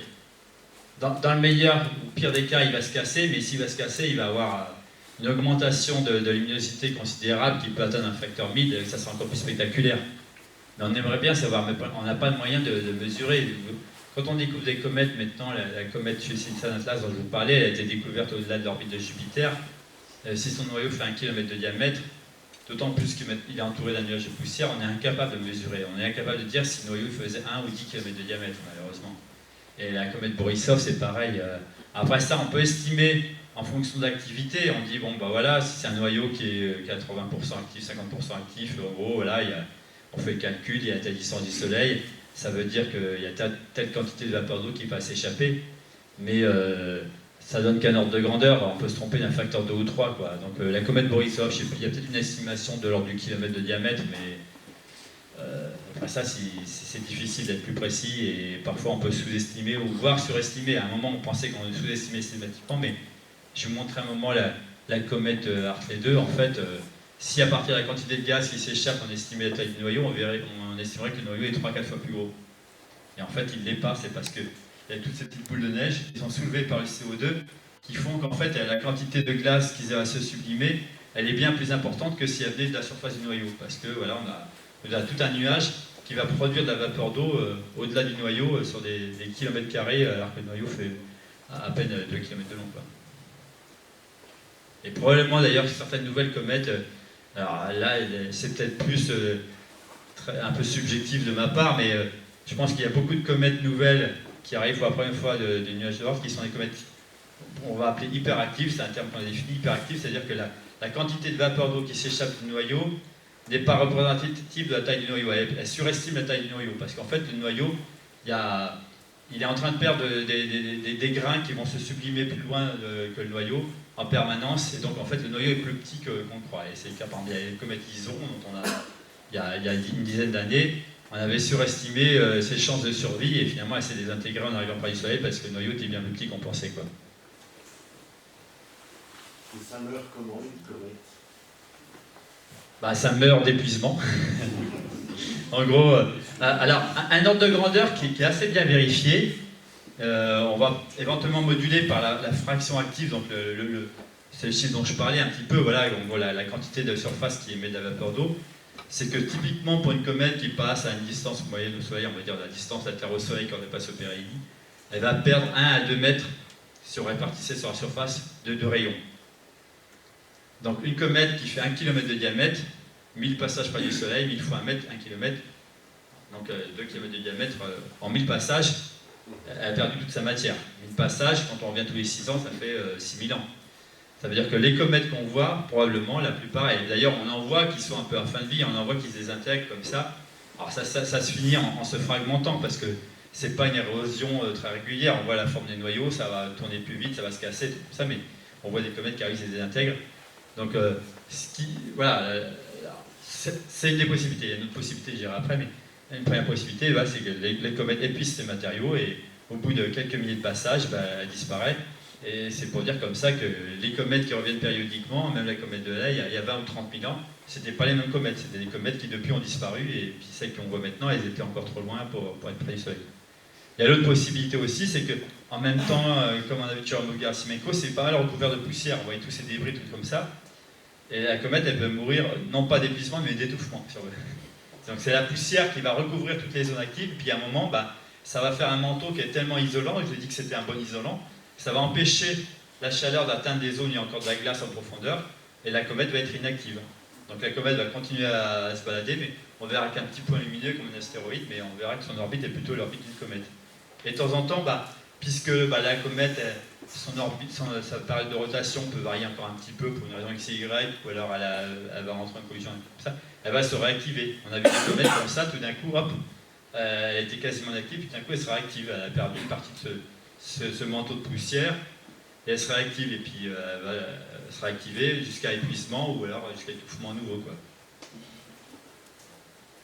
Vous parliez d'astéroïdes à l'instant, qu'est-ce qui différencie une comète d'un astéroïde? C'était ma deuxième slide, j'ai dit l'astéroïde il n'y a pas de chevelure, la comète, mais après ça, il y a des objets justement qui sont catalogués à la fois comme astéroïdes et comme comètes. Alors surtout les comètes de la ceinture d'astéroïdes, comme je vous disais, c'est des objets souvent qui ont été découverts au début comme astéroïdes, et puis après ça, quand on fait des poses plus poussées, on s'aperçoit qu'il y a une chevelure autour, parce que c'est une activité qui est très faible. Et puis il y a un autre exemple aussi, à l'inverse, il y a des astéroïdes, on pourrait se demander est-ce qu'il faut les qualifier en comète. Il y avait l'astéroïde, c'était, je crois, Ryugu qui était, non c'était Bennu, qui était survolé par la sonde OSIRIS-REx, donc une mission américaine, qui a un astéroïde qui est passé près de la Terre, qui est resté plus d'1 an en orbite autour, qui a prélevé des échantillons, même qui a ramené plusieurs centaines de grammes d'ailleurs, mais qui a montré que de temps en temps, il voyait des grains, des poussières qui s'échappaient librement comme ça de l'astéroïde. Peut-être par un effet thermique où il n'y avait pas forcément de glace pour les éjecter, ou parce que l'objet tournait assez rapidement d'ailleurs. Ces objets-là, ils ressemblent un petit peu à la forme de Steins aussi. C'est ce qu'on appelle des Rubble-Pile, c'est des tas de gravats finalement, parce que c'est des objets qui tournent, qui sont le résultat d'une collision, puis qui sont réglomérés. Et donc voilà, il y a des astéroïdes, il y a un peu de poussière qui s'échappe. Bon, on pourrait dire que c'est une comète vue de loin si on voit suffisamment de poussière, mais d'un point de vue physique, c'est un astéroïde parce que c'est que de la roche, quoi. Donc c'est pour ça que la limite, elle reste un petit peu floue, quoi, en fait. Il y a la limite visuelle, il y a des astéroïdes d'ailleurs, il y avait l'astéroïde Sheila par exemple, bon, je crois qu'il est resté un astéroïde, mais qui a eu une collision avec un autre objet et qui a développé une espèce de chevelure. Parce qu'il y a un nuage de poussière qui s'est soulevé par la collision. Mais c'est un astéroïde entièrement rocheux, comme vous donnez un coup de pied dans un tas de poussière, ça va faire un nuage de poussière, ça ne veut pas dire qu'il y a de la vapeur d'eau qui soulève ça. Il ne pourrait pas y avoir des objets mixtes avec un corps, un noyau rocheux qui... On a des objets mixtes, et puis alors j'ai envie de dire que la plus grosse comète, une des plus grosses comètes qu'on connaisse, c'est Cérès.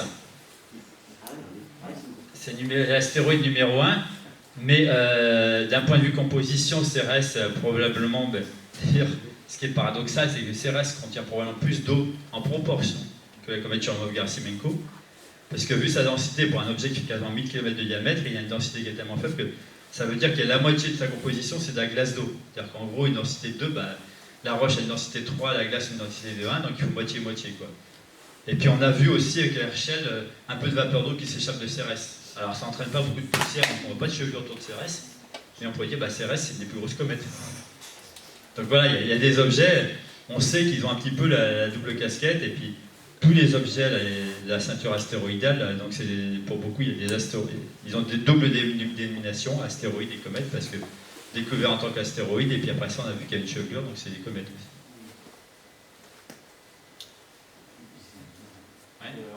façon de composition des comètes. Alors moi, ce que j'ai constaté dans un des premiers slides, c'est notamment la représentation des 8 groupes du table périodique des éléments. Il y a presque tous les éléments des 8 groupes, hormis ceux des éléments de transition. Alors, ce qu'il y a, c'est que... Est-ce que c'est typique de toutes les comètes ou Je juste vais aller trop celles vite, qui là, étaient pardon. étudiées? Oui, je sais comment je fais. Alors, ce qu'il y a, c'est que, bon, bah, on voit ce qu'on arrive à mesurer. On sait qu'on a quoi, 92 et quelques éléments dans le tableau de Mendeleïev qui sont stables. Les 3 gaz nobles. Voilà, alors là-dessus, justement, bon, il y a 3 gaz nobles qu'on a à mesurer aussi dans les comètes. Donc là, vous allez voir bon, les CHON, qui sont les composés essentiellement des molécules organiques. Après ça, bon, il y a quelques... les halogènes, il y en a le chlore, le fluor et le brome. C'est tout ce qui va composer un peu des éléments assez volatiles. Et puis les gaz rares, l'argon, le krypton, le xénon, sont des gaz qui se condensent à très faible température. Donc ils sont peut-être sous forme de glace, mais probablement piégés dans la glace d'eau. Et c'est pour ça qu'on les voit s'échapper. Mais ça ne veut pas dire que... Là, on ne voit pas apparaître le fer, le silicium, tous les métaux, mais ça, par contre, on les mesure dans les poussières. C'est-à-dire que là, c'est du gaz, hein, c'est tout ce qui va passer à l'état de gaz. Donc après ça, on va, tous les métaux, silicium, cuivre, fer, aluminium, etc., on va le trouver quand même dans les poussières. Et puis évidemment, après ça, quand on va aller au-delà, je dirais, de l'élément 26, dans les éléments beaucoup plus lourds, bon, il y a quelques-uns comme non là, mais... Le sodium, c'est le sodium, alors je ne l'ai pas mis là, mais le sodium, on voit, en fait, il y a le sodium et le potassium qu'on voit aussi régulièrement dans les comètes, et le sodium, je vous parlais au début, il n'y a que de sodium. Donc, mais là, c'est des comètes qui vont passer près du Soleil. Et il y a un groupe de comètes qui s'appelle le groupe de comètes de Kreutz, donc, qui donne naissance à des comètes assez spectaculaires quand elles sont grosses et qu'elles passent très près du Soleil parce que ça tombe sur le Soleil. Bon, l'année dernière, il y a eu Kiyosaki en 65, une comète qui a éteint la luminosité de la Lune, mais à 1 degré du Soleil, parce qu'elle passe tellement près du Soleil que là, pour le coup, tous les atomes classiques vont passer à l'état libre, au moins, si on ne peut pas parler de gaz, et ça permet, en spectroscopie visible d'ailleurs, de les détecter, quoi. Mais en fait, on va trouver déjà tous les métaux, quand on fait la comparaison aux météorites, on trouve à peu près les mêmes proportions, et la seule chose, c'est qu'on n'arrive pas à mesurer. Si vous me demandez ce qu'il y a de l'uranium dans les comètes, et je vous dirais, si vous cherchez bien, vous trouvez de l'uranium et de l'or, mais vous allez peut-être en trouver 1 gramme pour un kilomètre cube de noyau cométaire, parce que sur Terre, la Terre est plus grosse, donc il y en a plus, mais les proportions sont probablement les mêmes. Hein. C'est juste que c'est une question de détectabilité, quoi.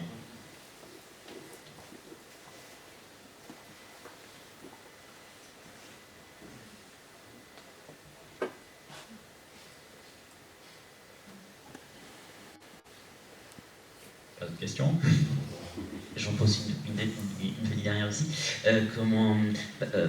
Tout à l'heure, il a été évoqué le bombardement tardif. J'avais lu qu'il y avait des remises en question sur l'existence même, ou sur la datation même du bombardement tardif. Forcément, ça a des conséquences après, mais qu'est-ce qu'il en est réellement de ça? Alors je sais que oui, il y a des remises en question. D'ailleurs, les scénarios, ils évoluent un petit peu. Bon, bah ça, c'est... Moi je ne fais pas des modélisations d'évolution du système solaire, mais ce qui m'amuse parfois, c'est que parfois, nous, on fait des mesures. Je vous ai dit que dans les comètes, on trouve des rapports deutérium enrichis et d'autres pas enrichis. Et parfois, donc ça a des conséquences un petit peu sur l'évolution des orbites des comètes.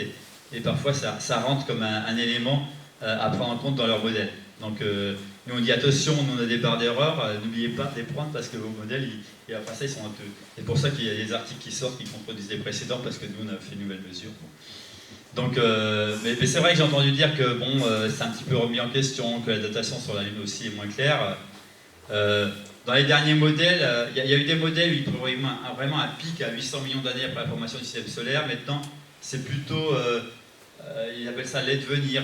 Ils ont changé un petit peu la dénomination, dire que c'est plus un pic, c'est qu'il y a un niveau de bombardement, de perte qui est assez important, qui peut-être augmente légèrement 500-800 millions d'années, puis après ça, bon, il y a une décroissance nette, quoi.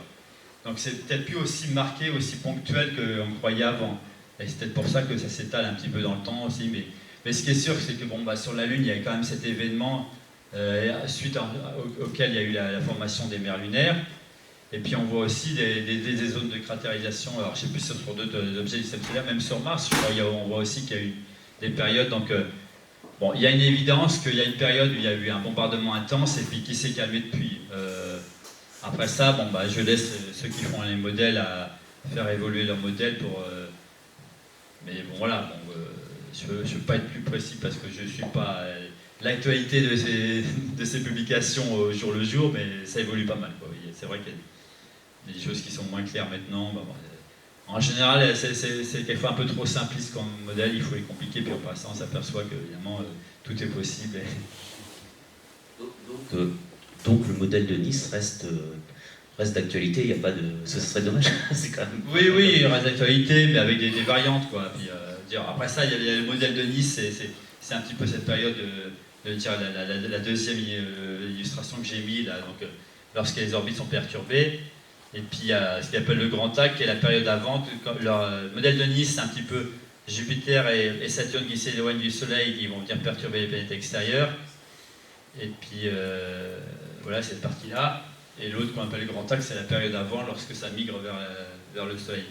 Mais ce qui est intéressant, c'est dans la toute première partie dont je parlais ici, la migration vers le Soleil, quand on regarde toutes les exoplanètes qui sont découvertes, vous avez entendu parler des 5000 et quelques maintenant planètes qu'on découvre autour de d'étoiles, on en a plein qui ressemblent à ça, avec ce qu'on appelle des Jupiters chauds, c'est-à-dire qu'il y a une planète qui est très proche de son étoile et qui est sur le point de tomber dessus. Donc en fait, cette migration, c'est le modèle du grand axe qui se passe au début, finalement c'est quelque chose qui est probablement très, très fréquent et qu'on observe partout ailleurs dans la galaxie. Mais nous, on a eu la chance d'avoir une deuxième planète qui s'appelle Saturne qui a bloqué ça, quoi. Donc peut-être qu'on ne trouve pas forcément cette chance partout d'avoir un système de planètes qui a permis d'arrêter cette migration, de conserver des objets glacés comme les comètes qui sont venus après ça tomber sur Terre et qui ont amené de la matière organique. Donc quand on va en arriver à pourquoi est-ce que la vie est arrivée sur Terre, bah, peut-être que les circonstances finalement elles ont besoin de beaucoup de choses au départ pour que les conditions soient favorables.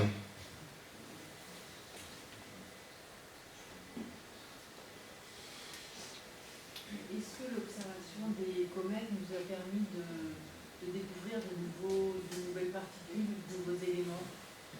Alors des nouveaux éléments de la table Mendeleïev, évidemment non. Ce qu'on découvre, c'est qu'il y a des molécules... en fait, on ne peut pas découvrir des assemblages. Voilà, des molécules, c'est des assemblages. Hein, quoi. Alors je dis... je parle de molécules au sens large. Hein, quand je vous montrais un petit peu le spectre qu'on a, quand on fait... Voilà. Ces émissions-là qu'on voit ici, là, toutes celles qu'on voit d'ailleurs en visible, c'est pas des vraies molécules, c'est ce qu'on appelle des radicaux, c'est des morceaux de molécules. Mais c'est parce que on a un peu resimulé ça en laboratoire et puis pour identifier un élément, il faut avoir son spectre et puis faire une comparaison. Donc à une époque, sur la comète Hale-Bopp, quand on avait des spectres en radio, on avait des raies non identifiées.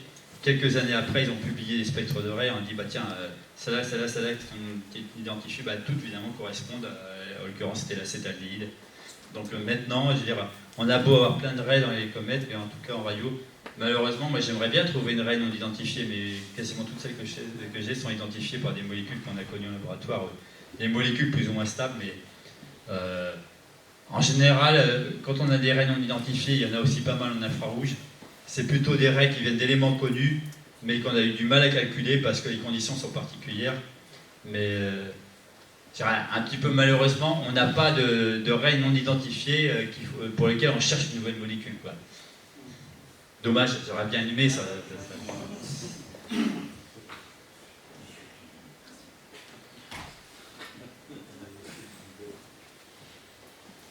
Il faut savoir que la plupart des molécules qu'on découvre les comètes ont déjà été découvertes dans le milieu interstellaire. On a des grandes nébuleuses comme la nébuleuse d'Orion, où il y a des raies partout, donc on voit l'eau, on la voit évidemment. Une fois, j'ai fait un spectre, il y avait très beau temps de la nébuleuse d'Orion. J'avais une raie, je vous montrer l'échelle, vous avez tout à l'heure, il y avait 10 en Kelvin pour l'intensité de la raie d'eau dans la comète. Dans Orion, c'est 20 000 Kelvin. Donc c'est ce qu'on appelle une raie maser un peu particulière. Mais je me dis, tiens, c'est quoi ce gros parasite? Non, c'est la raie d'Orion de l'eau. Et vraiment, il y a des raies très très puissantes. C'est un gros nuage moléculaire. La nébuleuse d'Orion, elle est superbe à voir, mais en radio, c'est aussi un phare avec des tas de molécules. Il y a au moins une centaine de molécules à identifier dans la nébuleuse d'Orion. Donc, dans les comètes, quand on est à 30, on a encore de quoi chercher les molécules connues par ailleurs.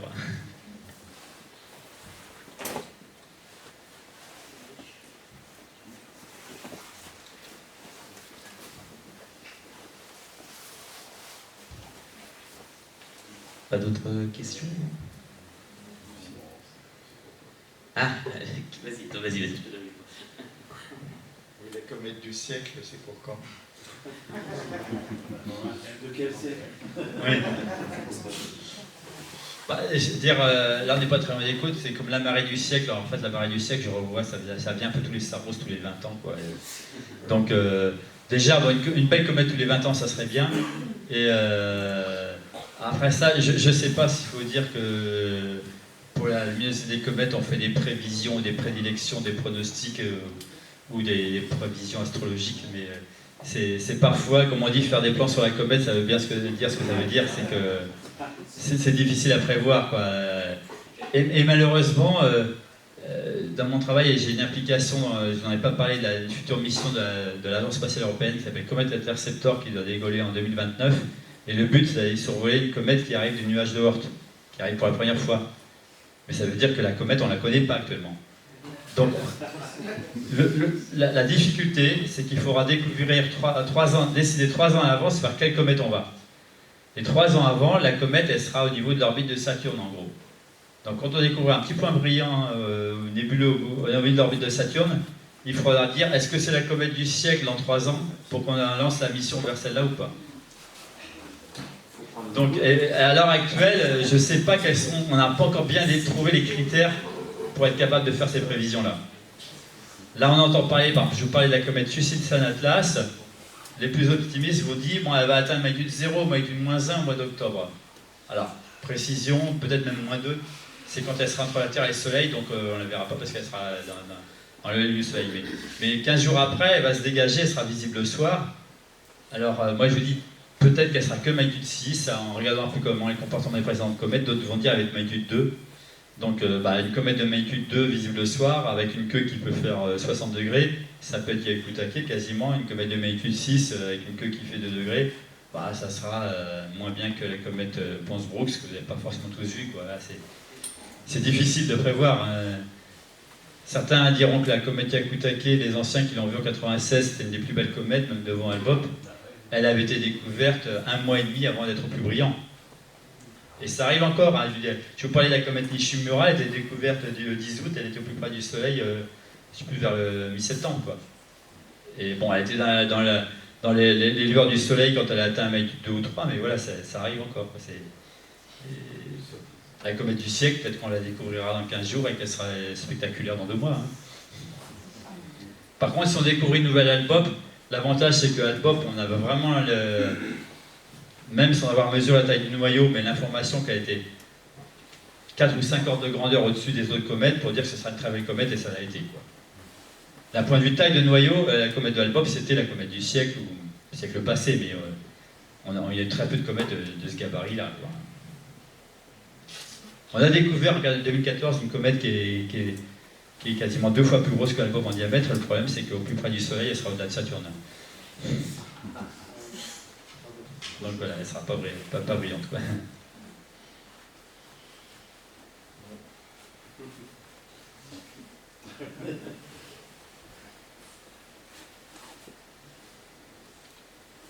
Pas d'autres questions? Après, on peut continuer l'échange. Hein. Normalement, on avait dit que peut-être on observerait si la météo le permettait. Et ben, la météo ne le permet pas. Non, il y a des flashs lumineux parce qu'il y a un feu d'artifice à quelques kilomètres d'ici. Mais rien de plus, quoi. Malheureusement.